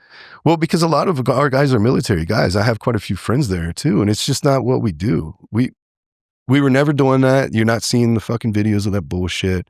I know the Biden administration was always trying to show our Border Patrol as being evil and create, like, our society started to hate them just as we do police. That's all turned around. The truth has come out. It's fucking bullshit. We're taking care of all humans. We're not mistreating anybody. Now the cartels, they're fucking killing anybody that gets in their way, crosses through their territory, all that shit. So I think we're going in the right direction by battling the cartels, because the cartels, they run. Do you think we're really battling them? I mean, those motherfuckers have been around forever. Are we really fighting? Like, we got a lot of drugs coming over. Yeah. CIA selling fucking cocaine in the U.S. Like, we weren't always enemies with those guys. Do you think, like, similar to Iraq, we engage, but we're not really trying to stop them? I think we are Really? I think we're battling what we can see. And like, if you see a speedboat that's driving up, like, let's blow it up. It has, look at the numbers. The drug trafficking is taking a huge hit. And I think I read something that it looks like there was a ton that was stashed in the US. So it's kind of like they knew this shit was going to come up. So they just flooded it, but they like stored it in Didn't warehouses. put it in. They didn't put it in circulation, right? So now we're seeing a bunch of the old stuff that's coming back out. So again, there's masterminds of all this stuff.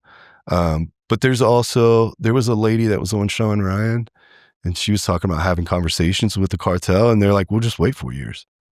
Like, whatever, we're just not getting involved. Long game. So now it's, whoever's still trying to drive those boats, it's legit. We're taking them out. I think it is cutting down on the bad drugs that are coming in, for sure. Again, there's so many things that the last administration fucked up that we can't undo. Well, the other thing with the immigration is the voter base, right? They're trying to now give them the ability to vote, and it's ship them in. It's a shame. We're losing our voter base. We'll bring another one in that is completely dependent on the government because they don't have paperwork to actually be here, much less a skill set, job that they can. You know what I mean? Like then it's who was telling the truth when they gave their name. Like how? Like let's just stop right there.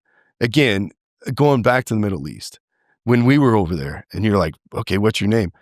They're the most dishonest fucking people in the world. I don't know how many houses that I blew up, and it was just who you got to first. And you would ask the old man like, hey, where's Alibaba? Where's the bad guy? And he would point across the street. 2 weeks later, you find out, no, this dude had a grocery store. That guy had a grocery store. But because I asked him first, he said, that guy's a bad guy. Now this dude's the only show in town. He doesn't have any competition. No competition. Yeah. So let's just be honest with the whole, they're not loyal. They're very dishonest. So now you have these people that, to survive, they're giving you whatever name they can. So where do we even start with this shit? You're not. It's the same concept of like torture for intel. Yep. It's not good intel. No, you're getting whatever, and it's tough, man. And then how do you track people that you don't even have the right background on them? And we've seen it in the Middle East too because they have 16 names. Mm-hmm. So now you're trying to build they're all Muhammad. Yeah, you're trying to build a spreadsheet, and for us, you start with 2, first and last name. Oh wait, they got more. Let's do 3. Well, fucking years later, I seen a program that it's like 16 fucking slots later, and it took us 20 years to figure that out. So this whole time, we've been tracking people that are the wrong people. So there's so many bigger issues that, again, I think we don't see the whole picture. There's, when we ask like, okay, what's the big picture? I think there's so many big pictures and there's so many different players. There's so many people. And then you got the criminal underworld that's just trying to pick shit off the tree. So we'll never get the whole picture. We'll never truly know why. It's literally every day there's a new person that wants a piece of the pie. Yeah, I do hope.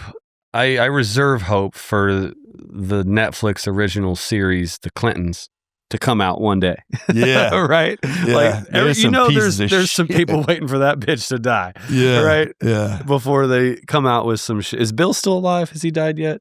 I think he just figured out he's gay.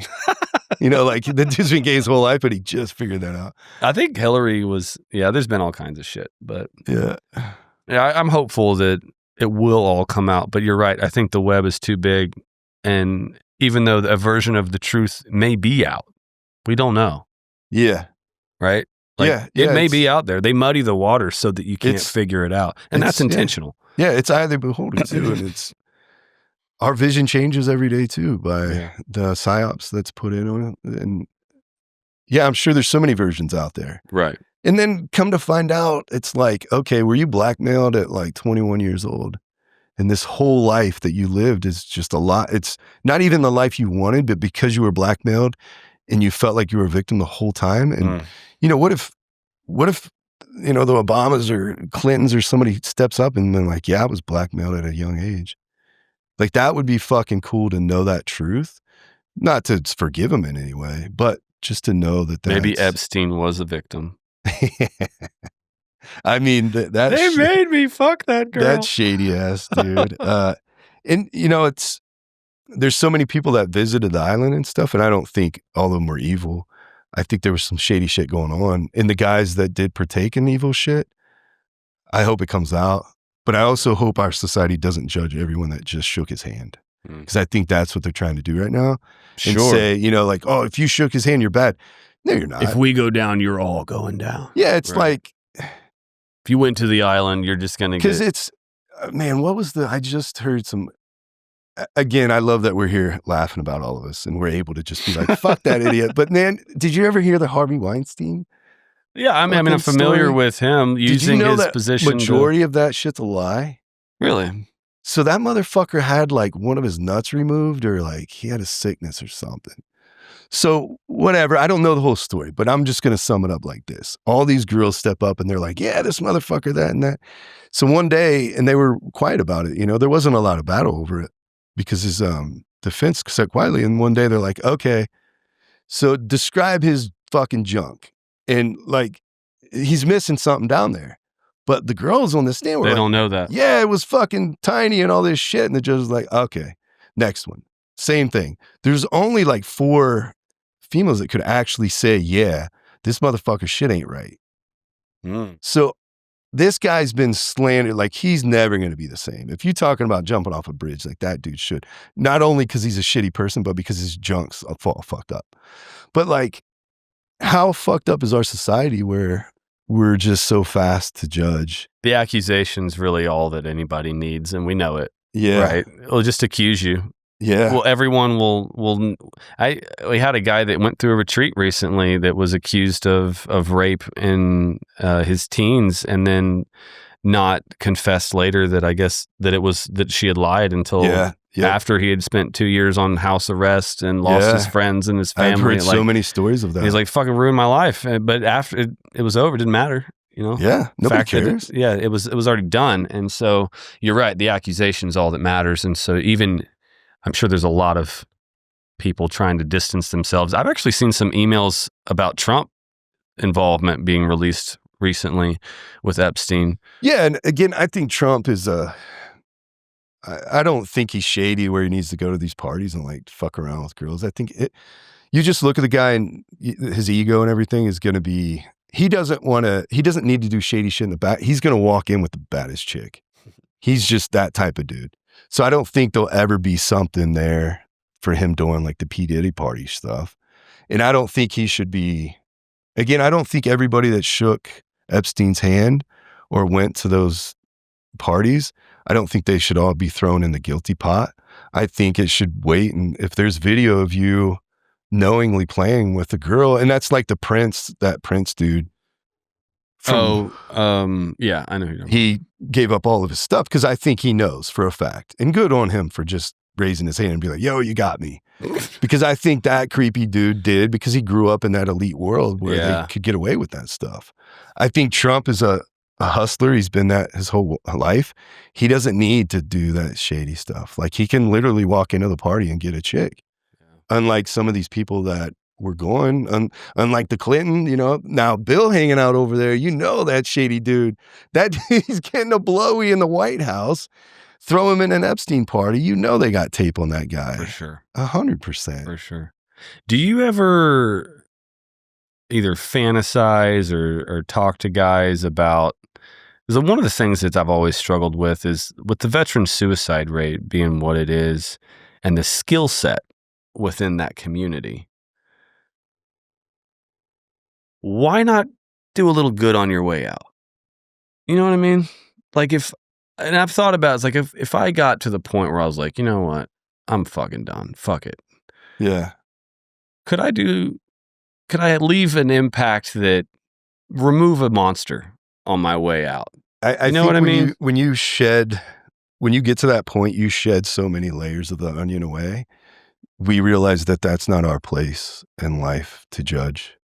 Because I think just like we're talking about, what if you made that mistake and you heard that somebody was at an Epstein party and you did that? Or the guy you referred to at the retreat, you heard he raped someone. Sure. So I think that there's firewalls within us that stop those things because that's not who we are. It truly is. That's not who we are. You don't feel the desire to hunt down and kill every pedophile around the world, or?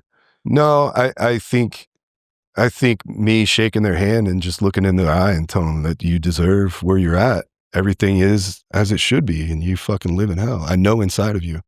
I know you fucking don't have a quiet moment in your fucking life. You fucking hate who you are. You hate what you are. But I think put me in the situation where it's happening in real time, then the monster will come out. Yeah. But if it's past that time, then you would need to be in the act. Yeah, it would be in the act or just complete fucking no way to deny it.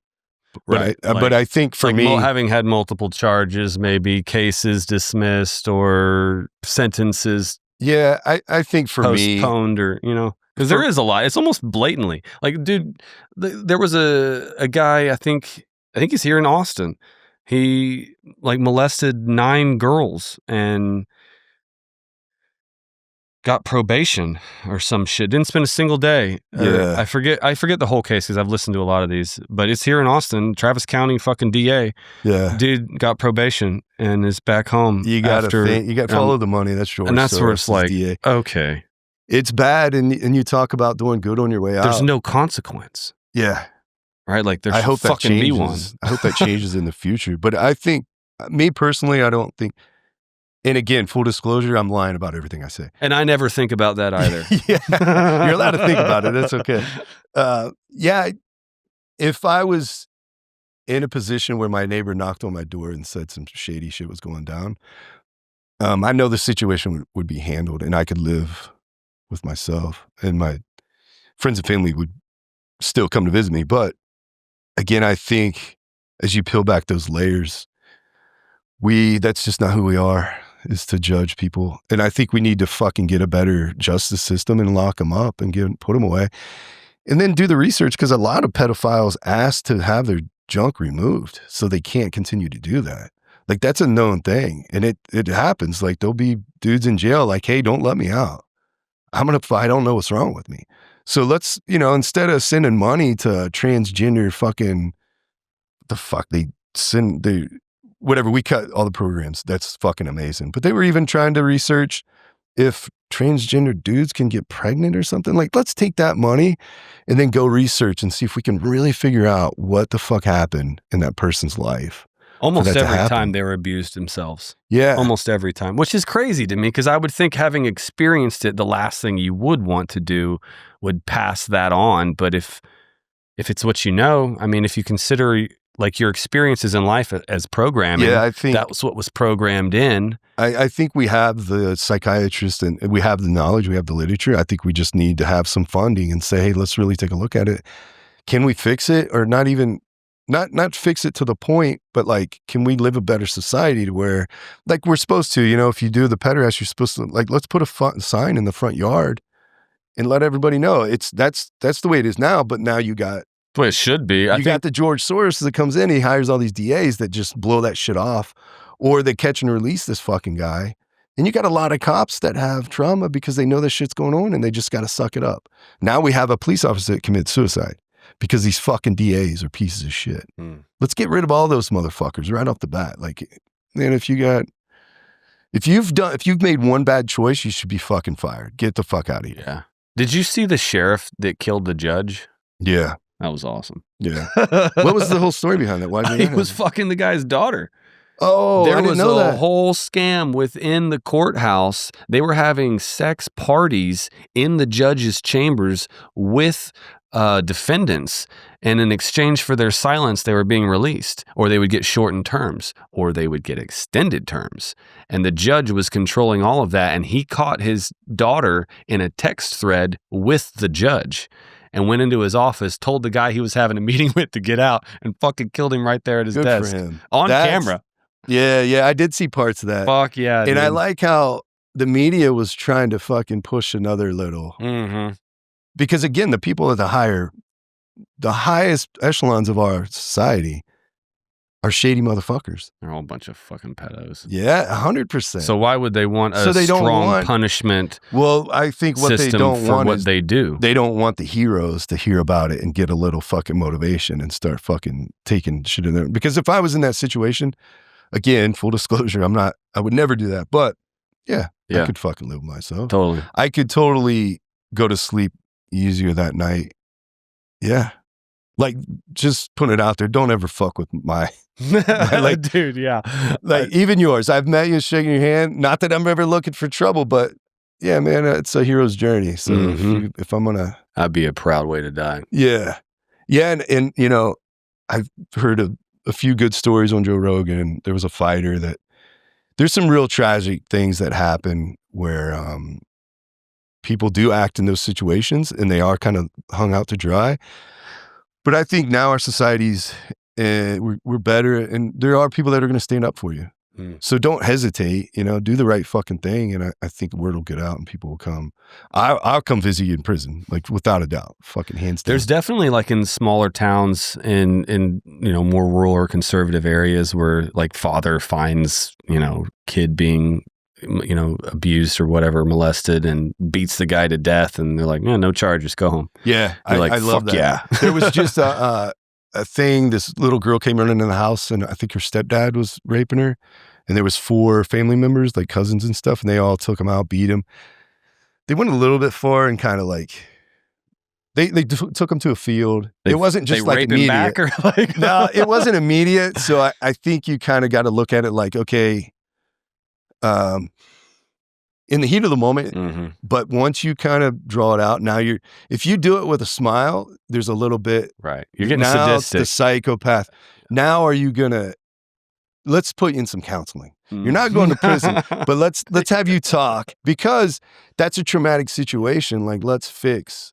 And the courts recognize that, right? Yeah, There's a crime of passion plea for a reason versus premeditated murder. Yeah. Right. Yeah. But maybe it should be a high school knowing class. that motherfucker's going to get 6 months of probation and be right back in my neighborhood with my daughter. Should never be allowed. Fuck no, dude. Should never be allowed. I hope you give him 6 months. I don't want to have to wait 5 years to kill this guy. Right? I'm going to fucking smoke him in the first week. The prison system is so if good. If he survives it. It is so good at taking care of that. Yeah, to a degree for sure. Yeah. And again, in a sick way, I wish our society, like, you know, when you're at the grocery store and it's like, do you want a roundup to help these? I think there should be a roundup to help the jail system that took care of it. Like, hey, man, let me send Debbie's or fucking some ice cream treats to this prison because they're doing such a good job.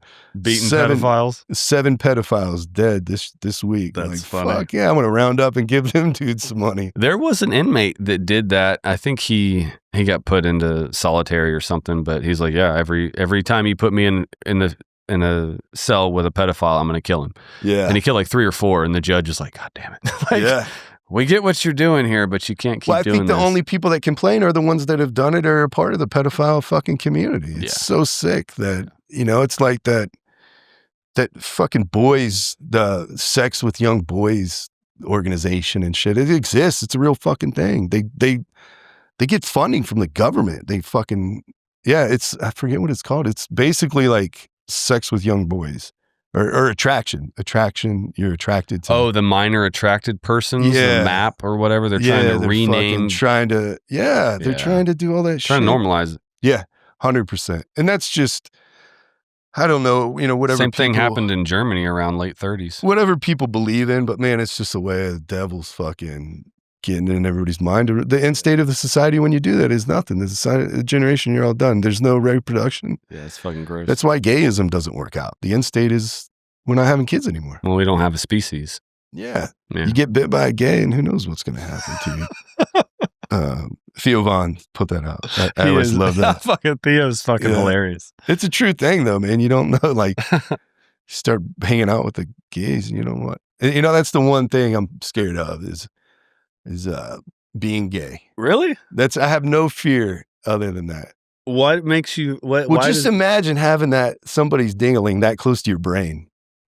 You know, like, God damn. Because my conscious mind, but I know my wee-wee's got a brain too. So if you put those two, like, who's going to take over? Who's going to run the show if you put them that close? Yeah, that's what I'm scared of. Yeah, that's something I have nightmares about. And it's, you know, that's the bullshit thing is like, people are always like, oh, you're fucking scared of them. 100%. I'm terrified of that shit. Oh, you don't want to shake hands? No, I don't want to. I don't know. Well, in fairness, I don't want them to send gayism fucking laser beams at me. Every hand you've ever shook has had a dick in it. Yeah. Yeah, but I don't want them to put that in my in any, I don't want it to be that close to my head. But yeah, that's scary. not something that I can understand either. But I mean, I'm not inclined in that way, right? Like I see women and I feel those feelings. So I don't know. I don't understand. Yeah, I don't. Who knows the whole thing behind it? But again, like we're talking the brainwash and the psyops. No kid should be exposed to that because they're young, and there's no fucking way that a kid should have a book read to her. I don't think that should even be a conversation. No.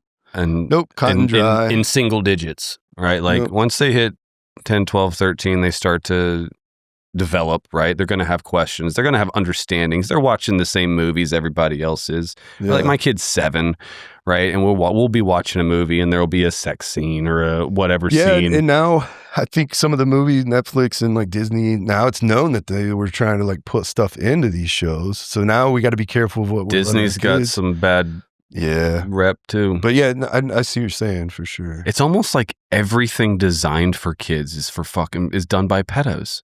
100%. It's like no one actually gives a fuck about them. We're just going to do this thing to entertain them, and then we're going to rape them on the back end. Yeah. Oh, 100%. What the fuck? It's grooming. It's insane. And I think we have a pretty good database of like who these school council people are that voted for the transgender in the bathrooms. Now we know who they are.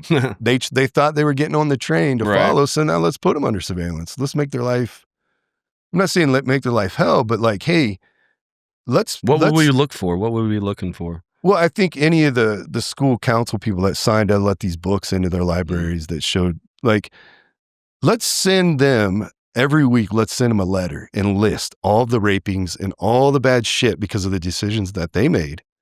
Let's make them fucking read that shit. Or let's fire all of them for one. But it's known. It's just the same as these protests and shit that are going on. If you want to come protest, then you need to sign your name. Because if these protests turn in deadly, if they turn bad, you were there. You fucking either were a part of it, or you need to go ahead and tell us who was there and help us find the people that were bad. But I think the days of people hiding and thinking that they can stir the pot and not be held accountable, fucking held accountable. If you're on a school board and you vote for the ability for the gay flags to be hung in fucking schools and not the American flags, you should be held accountable. You should be exposed to what damage that's doing. And if you're not, and my kids are going to your school, I'm going to have those conversations. I'm going to fucking make sure that stuff's spoken of. I'm not going to hide, or I'll just take my kid out of the fucking school. But on the way out, I'm going to let you know, like, it's not okay.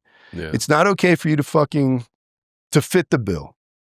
I'm not saying everybody's in the situation, but like, if children are being put in bad situations and everybody that's doing it has purple hair, then change your hair color, because we're going to fucking go ahead and say that you're a bad Stereotypes person. They're real. Usually based off of a real thing. Listen, it kept me alive this fucking far, having that stereotype. And most good people don't care. They'll change their fucking hair color. They don't want to be a part of it. Totally. And that's what's happening. A lot of people are standing up and saying, I don't want to be a part of this shit anymore.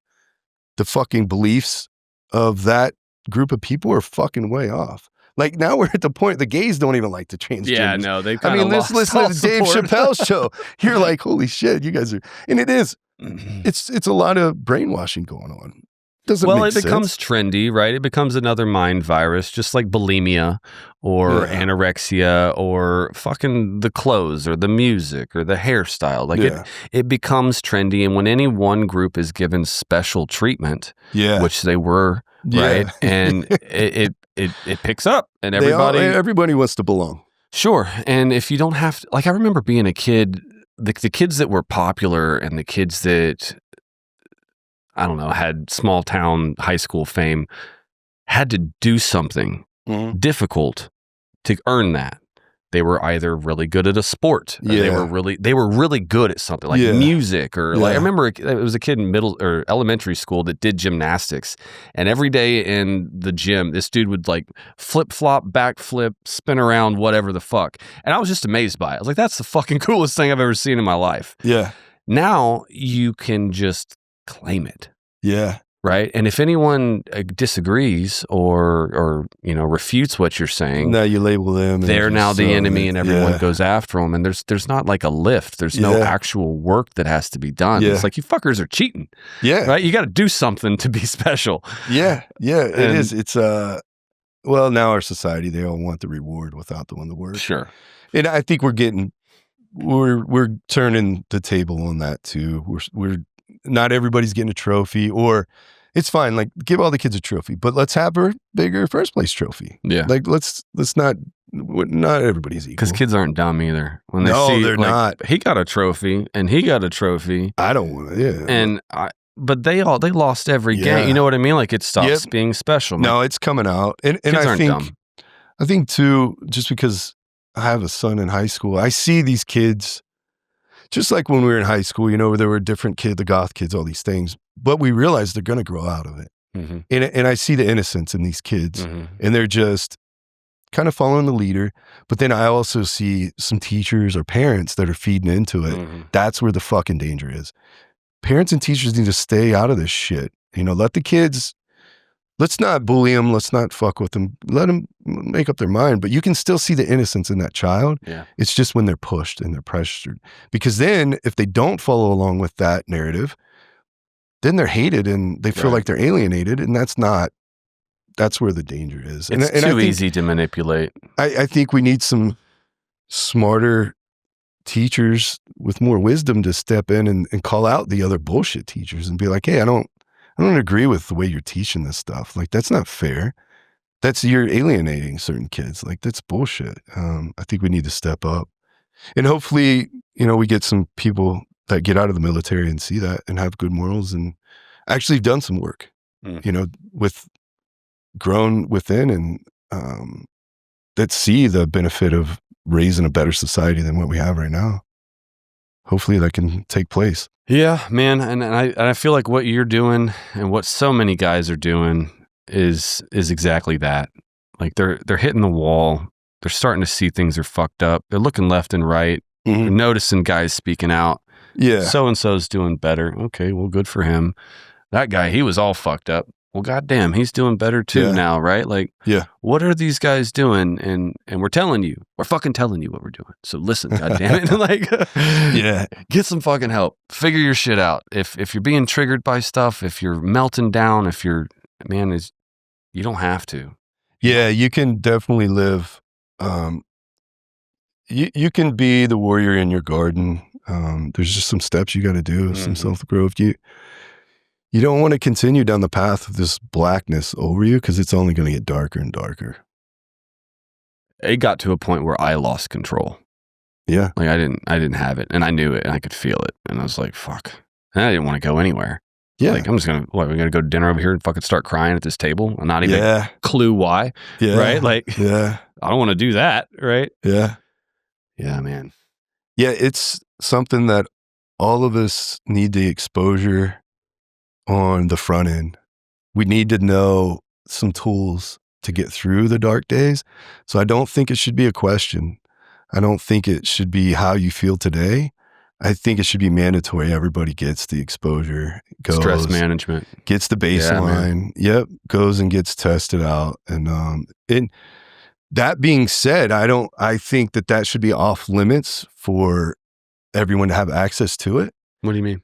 Well, so I don't think what should be off limits? The information, because if you give a baseline and then you go back to your unit, and then your unit can like go through and be like, hey, we're going to take you off the team because you're having this stuff going on. I don't think that should ever be able. Guys won't go. Yeah, so I think your NDOC or your screening and selection, if you can still pass all those things, it should not be a knock against you because you went to a traumatic brain injury clinic for 3 months. Or we should limit the questions they ask that could be used against us. Or we should just tell them like, hey, I want this to be confidential. I don't want it to be shared. And then obviously if it's really, really bad, then the site should say, hey, I want to bring in your command. I want somebody hired to look at this. But I think guys have to know like, hey, I'm not stepping off the team. I just want a baseline. Let me go and do this. I just had a big deployment. My head hurts. Give me 3 months. And again, when you come back, all we do is look for things to keep us busy. Schools, all these things. So I think should be mandatory, guys. Just not even take a knee. Like, hey, go to this little program, gather your thoughts. It's going to teach you some stuff. Make it competitive. Because like when I was there was this big board of buttons that you hit when it lights up. But like, let's keep scores, man. Like, hey, guys from this unit are really good at this. But like, make it to where it's something guys go to and they enjoy it. It doesn't have to be fucking horrible. I think you've got to take the risk out somehow or mitigate it, like you were saying, because like we've discussed, like we were fucking hungry. Yeah, we were eating. You're right, and man. You was nothing. There was no assessment. They're like, oh well, I better be honest here, and I know they're going to pull me off the team if I, we wouldn't have done it. Yeah, I just would have said, fuck you, I'm fine. Yeah, which we did. You know, and so you're right. There needs to be some protection, some anonymity, some like, hey man, maybe if it's just for them, so they know their own baseline, and when they start to notice issues, like maybe I should go back and get to see where I'm at, right? Yeah, that's what I'm saying is personal baseline. Yeah, a personal baseline that's revisited, if not every year, every couple of years. But that it's a simple baseline. I mean, now they have things that you just stick on your arm and it draws your blood, and you can do that. Like I know I'm going to start doing that once a month and really keep a tight journal of what's going on. But I think we have to have the baseline in the beginning, even at boot camp if we can do that. But I think we should not ask the guy the question, are you okay? When you come off of those hard deployments, not every deployment's a tough deployment. Not everybody goes, but if you are exposed to combat or overpressure or blasts, or you see a friend die, or dead bodies, it's mandatory. You come back, you get that baseline, we teach you the skills, and then depending on the evaluation, we can condense it. It doesn't have to be the 3 months. You can get it shrunk down smaller. Or if this is your 5th time going to this, like, okay, now we can better tell what's going on. So now let's extend it. Yeah. But the professionals are there. I was there for 3 months. They fucking know what they're doing. We need to stop beating around the bush and just pull the trigger on it, commit. Bring them in to set up all these little satellite places, but take the risk. Guys cannot step forward or raise their hand if they know the risk is there. I know when I came back from Fallujah, it was a fucking joke because the first question was like, were you exposed to dead bodies? And it's like, of course I'm going to say no, but why are you asking me that question? Like, I don't even feel comfortable answering it because I think you're fucking laughing in my face. Yeah. You're fucking making me feel like a piece of shit. Because I was out there for 7 months in the city. Like, what do you think? Like, did you not fucking see the news? Like, how can you even ask me that question? Now you're questioning who I am. Now you're questioning if I'm a liar or if I was even in combat. Like, fuck your test. Like, fuck your questions. Leave me the fuck alone. So I don't think, again, like you're saying, if we take the risk out, and also when we're asked those questions, we're going to give whatever answer we have to give. That's who we are. So let's not ask the question. Just don't ask the question. Don't ask me. Don't ask me how I'm doing. Fucking, I'm always going to. You're a Marine. We know you're fucked up. Yeah, 100%. Let's take the question out. We made sure of it. That's how you graduated boot camp. Yeah. I mean, how many of us went through training with broken bones and fucking still finishing? And now to this day we pay for it, but I would never take that away from anybody. I think honestly, take the fucking question out of just don't ask it. We know. Be intentional. Get some help. Get yourself right. Yep. And don't even make it a big deal. Just say, hey man, you're going to the spa. You're going to the spa. You're going to go meditate and get massages. Fucking don't bitch about it. That's literally what it has to be. It's like, hey, we're going to fucking fly you home to be with your wife and you're getting a pedicure. No questions asked. You have to. It's going to suck, man, but man, that's some of the best time. I've gone with my wife and had a pedicure, manicures. We actually sat and connected. It's fucking great. I would never go on my own. But if somebody's going to tell me I have to go, like to stay on the team, I'm going to go. And later y'all should get Brazilians together next. I think that'd be really bonding for you guys. Oh, of course. Anything I could do with my amazing wife. I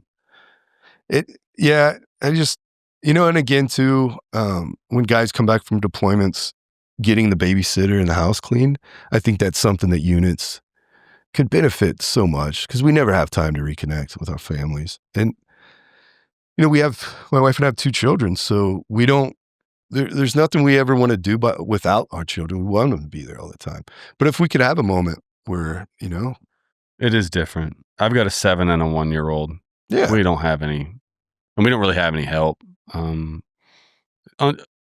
It's, you know, we're fucking talking about all the pedophile shit. We don't trust nobody. Yeah. I don't want nobody around. Yeah. I mean, my parents are close by, but my dad's got dementia and they're kind of dealing with him right now.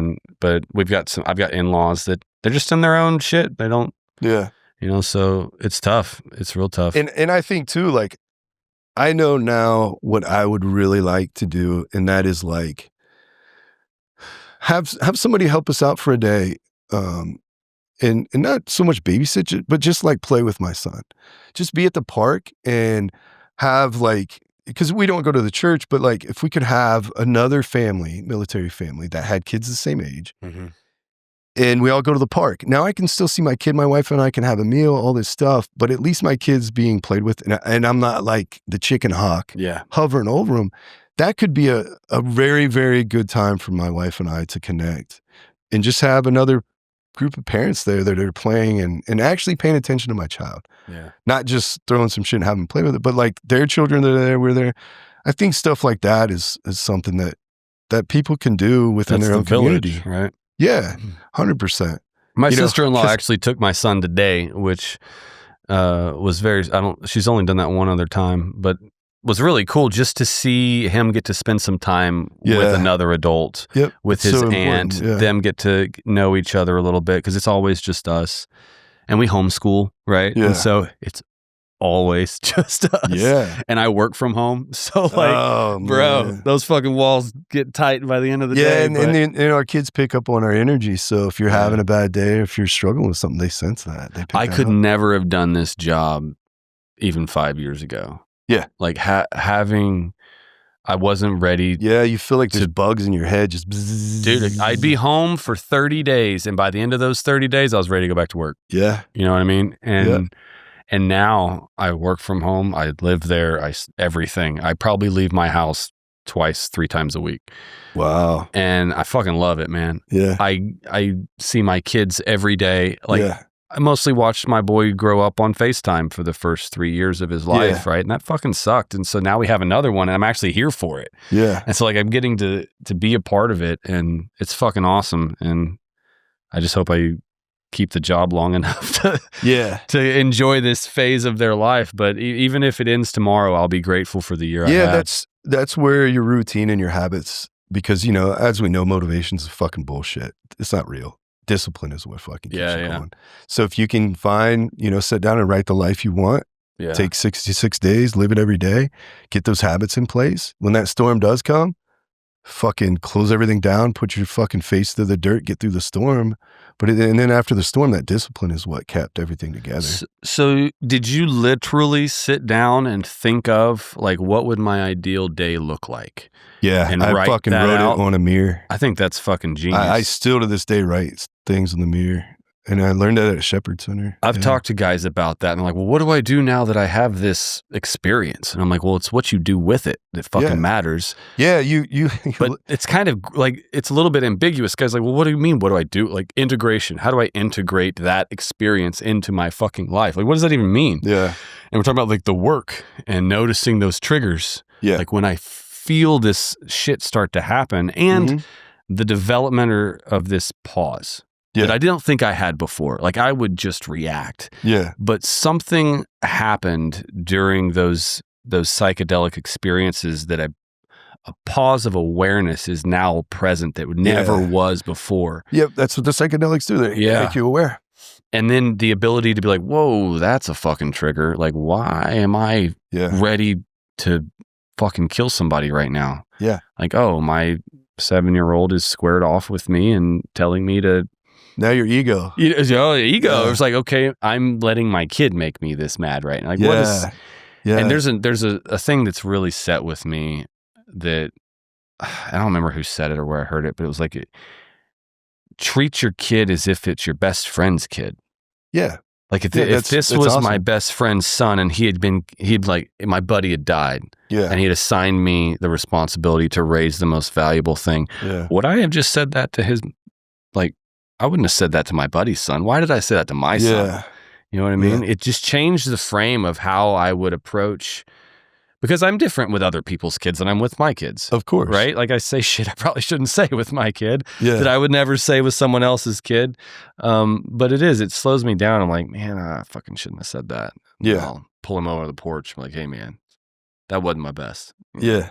And it's so important to say that. And I'm working on that too. Yeah. Like I think one thing that I started doing with my son is every night when we lay down and go to sleep, we don't read bedtime stories. We don't, we talk about my day, and I'm able to speak with him about my emotions throughout the day. So like your situation, you would tell him like, hey, earlier today when I yelled at you because I was having these feelings, all these things. Because what I've noticed is my son is very curious. He wants to have that conversation. And then when I tell him like, hey man, when I dropped you off at school, you gave me a high five. I noticed your friends ran up and gave me a high five. Like I was excited. I'm really glad that you had a good day at school. It's like he can start to label my emotions and like how things are going throughout the day. He can kind of put those things together. But then also when, you have a moment where you're like, hey, I was upset because you didn't brush your teeth the right way. It's because I want you to have a healthy life. I want you to be able to brush your teeth, but also you got toothpaste all over the wall. I have to clean that up. But I don't want you to stay up late. So I'm going to do that later after you go to sleep. But when you explain those things, little kids they get wrapped around all of it and they're just right there in your world with you. And I know later in life, he's really going to appreciate it. But next thing you know is we have that connection and now he's not scared to go to sleep. Next thing you know, he just falls asleep. Because, at night, kids don't want to fall asleep because they're scared we're going to go They're vulnerable, away. right? Yeah, it's like all of us, that dream world's scary, man. There's a lot of shit going on in that dream world. But I don't know. It's when we have those conversations now, he literally just passes out. It's kind of like he's like, oh, okay. It's some stuff for him that, he was able to figure out. We're definitely in a good spot. When I know he's had enough, he'll say, hey, Dad, I love you. And then I know he's on his way out. It's like that, he's okay to go to sleep. And we'll continue to talk until he gets to that point. And it's never long. It does not take long. It's so much, we'll still read a book or two, but earlier in the day, when it's time to go to sleep, we go to sleep. And man, my lovely wife has been battling this for like a year because I wasn't good at all this stuff. I didn't know. I was having I still do have a lot of issues. But now that I write it down and I know I have to do this, but before, I would just stand there and watch him, it'd be way past bedtime and we're just like building forts and like jumping on the trampoline because I didn't know how to deal. It's late at night. I'm really tired and exhausted. And I just couldn't make sense of anything. And later I'd be standing there like, all I can do is just bounce on this trampoline. I know it's midnight, but I don't know what to do. And now we've gotten past that and it's exciting to see how much more I'm there for him. It's cool to reconnect with the child that's still inside and be able to be like, okay, we're going to have a Nerf gun war right now. Yeah. And actually like get into it. Yeah. And have fun with it. You got to do it safely so your wife's not on the edge of her seat. We wear iPro. Yeah. Yeah. But yeah, it's cool to lose yourself. Yeah. And to be there and to push him, to challenge him, to make sure that, when they're young, to make sure they win at everything. Not so much for the girls. I don't think you got to pay a little bit more attention. Do you think that you should manufacture them winning at everything? At the early stages of life. Okay. Yeah, because they're just not old enough to understand losing. So, it's just like, my son's 4. They feel like they're the loser.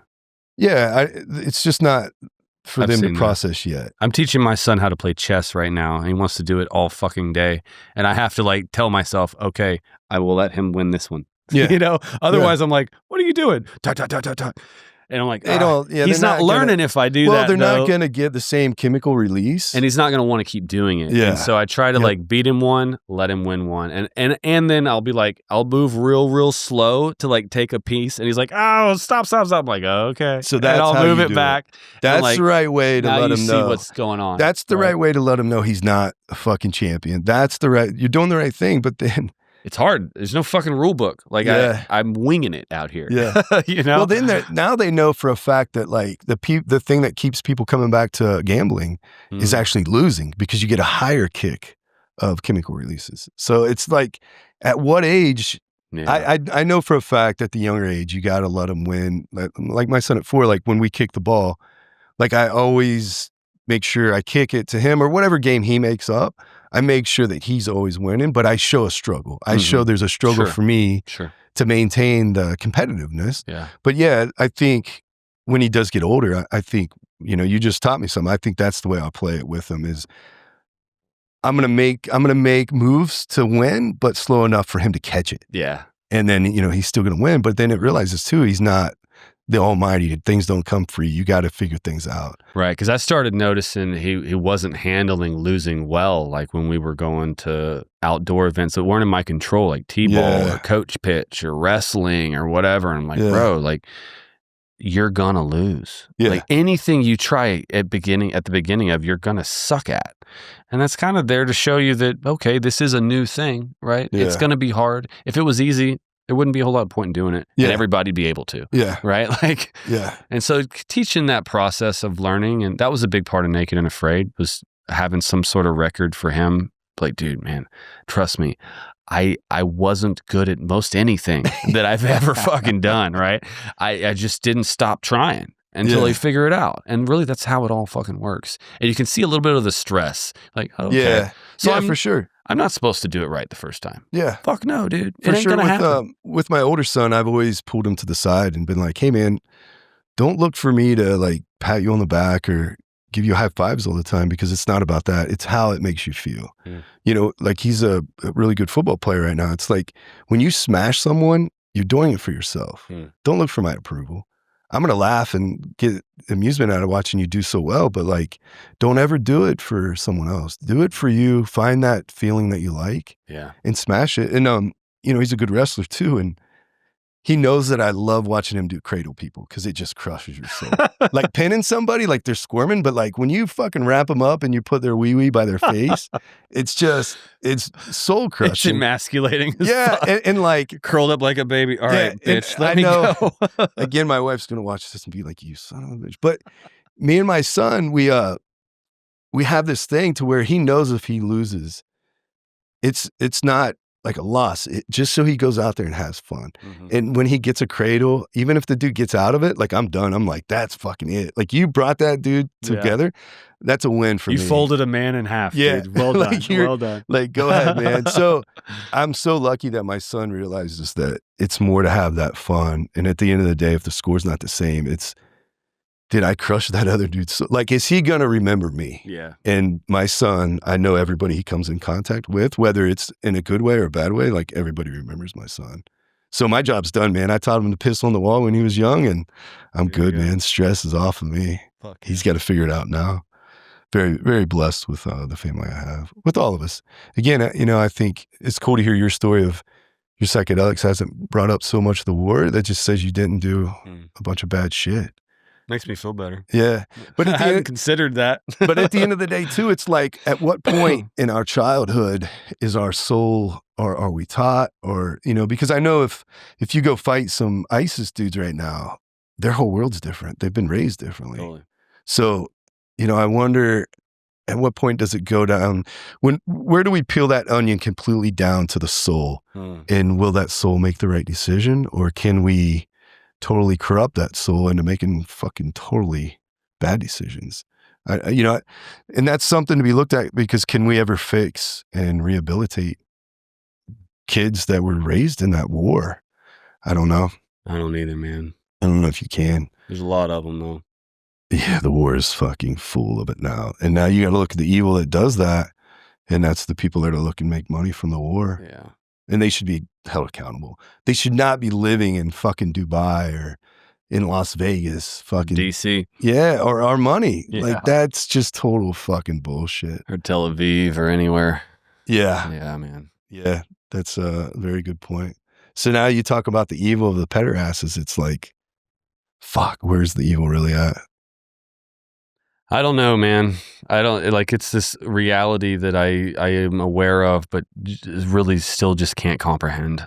No. And if it's a tight walk, because like I want to be aware of the threats and to be safe, the issues, right? So that I'm aware, but it also fucking breaks my heart that is a thing. like that people do that. Yeah. And I don't know how to find that balance. And I go back and forth where like I'll have a couple of hard days where I'm just like, oh, this shit is in my head. I can't get this fucking thing out of my head. Yeah. And then I'll be fine for a little while and then there'll be another story and I'm like, what? They're doing what now? Like, fuck. Yeah. It's like Roblox. Like fucking some chick told some 10-year-old to kill his little brother on Roblox. And he did it, right? And I'm like, God damn it. Like, did fucking Roblox now. So we got to get rid of that. We got to get, all the things. The knee-jerk reaction to all of it. Man, it's hard to know, man. I think that's where you got to look at it and be like, is the devil real? Because that's pretty fucking much the epitome. Know. I had a download. I don't know, fucking know, during the thing. And the thing that came to me was that there is no source of darkness. There is only an absence of light. Yeah. And that was interesting. Yeah. And the more I thought about that, and it made me question, like, well, then is there an actual devil, or are the people doing these evil fucking things just so absent of light? Yeah. That's where they're being pulled. And I think that download is very true, because I think, like you said, a lot of people were exposed to molestation at a young age. Mm-hmm. And I think what that is that's that the absence of the light taking this thing that is light and taking away their light. Right. And then later in life, because there's some, again, I think we should use the prisons more to study this shit, because there was a prisoner that was asked, a very evil person, and he was asked, what do you look for when you go to the playground? And he said, I look for the shine, the brightness, the one that has the soul that is just shining, because I never had that, and I want to take it from them. Fuck. So that right there answers the question. It's just, again, as a child, somebody took your fucking light away. Now the absence is there. Now you're spending the rest of your life taking all that fucking to try to replenish what was taken from you. Mm. So, yeah, I think that's the fucking. I hope I never hear a person actually like say something like that. I don't know how God damn, that just fucking it's gross as fuck. It is, and then you got to look at their childhood, and it's then it makes sense, right? It's exactly what happened. They were molested, and that's the soul was taken away. And I think a lot of times when you get these fucking pederasses, that's what they're looking to do, is taking that soul away, because now you have control over that body. It's the taking of innocence. It's the power, right? Yeah. Now you control that body. You control that soul. Gross. It's like you eat that energy. Yeah. Well, it is. We're at time, man, but thank you for coming in, Jeramie. I really enjoyed talking with you. Yeah. Thanks for the discussion. I definitely learned some things today. Me too, man. That's cool. Me too. I really appreciate you opening up and your journey, and my hat's off to you for the work that you've put in and what you're doing. And yeah, I appreciate it, man. I brought you a coin too. I want to give you. Oh, fuck. Thank you. One about, let me see where I put that thing at. It's a coin that, it's the 3-5, the dark horse from 3-5, and then Marsoc. So I put those two together. Wow, thank you. It's my ranch, Dark Horse Ranch, that I have in New Mexico. But then on the back, there's brass knuckles, a dagger, and then a Glock 26. Because when I worked for the government, I always carried those three. Yeah. Because you can't always go to shooting. You got to be a little bit quieter in certain situations. And then on the edge, there's some writing: live life at a pace, a suicidal pace, and today's a good day to die. So yeah, man. Yeah, man. Thank you. Thank you. Very cool to spend some time with you. Yeah, you too. Thank you for coming. A really good chat. And again, full disclosure, nothing but lies. Nothing, did not do any of this. And I don't agree with anything we said today.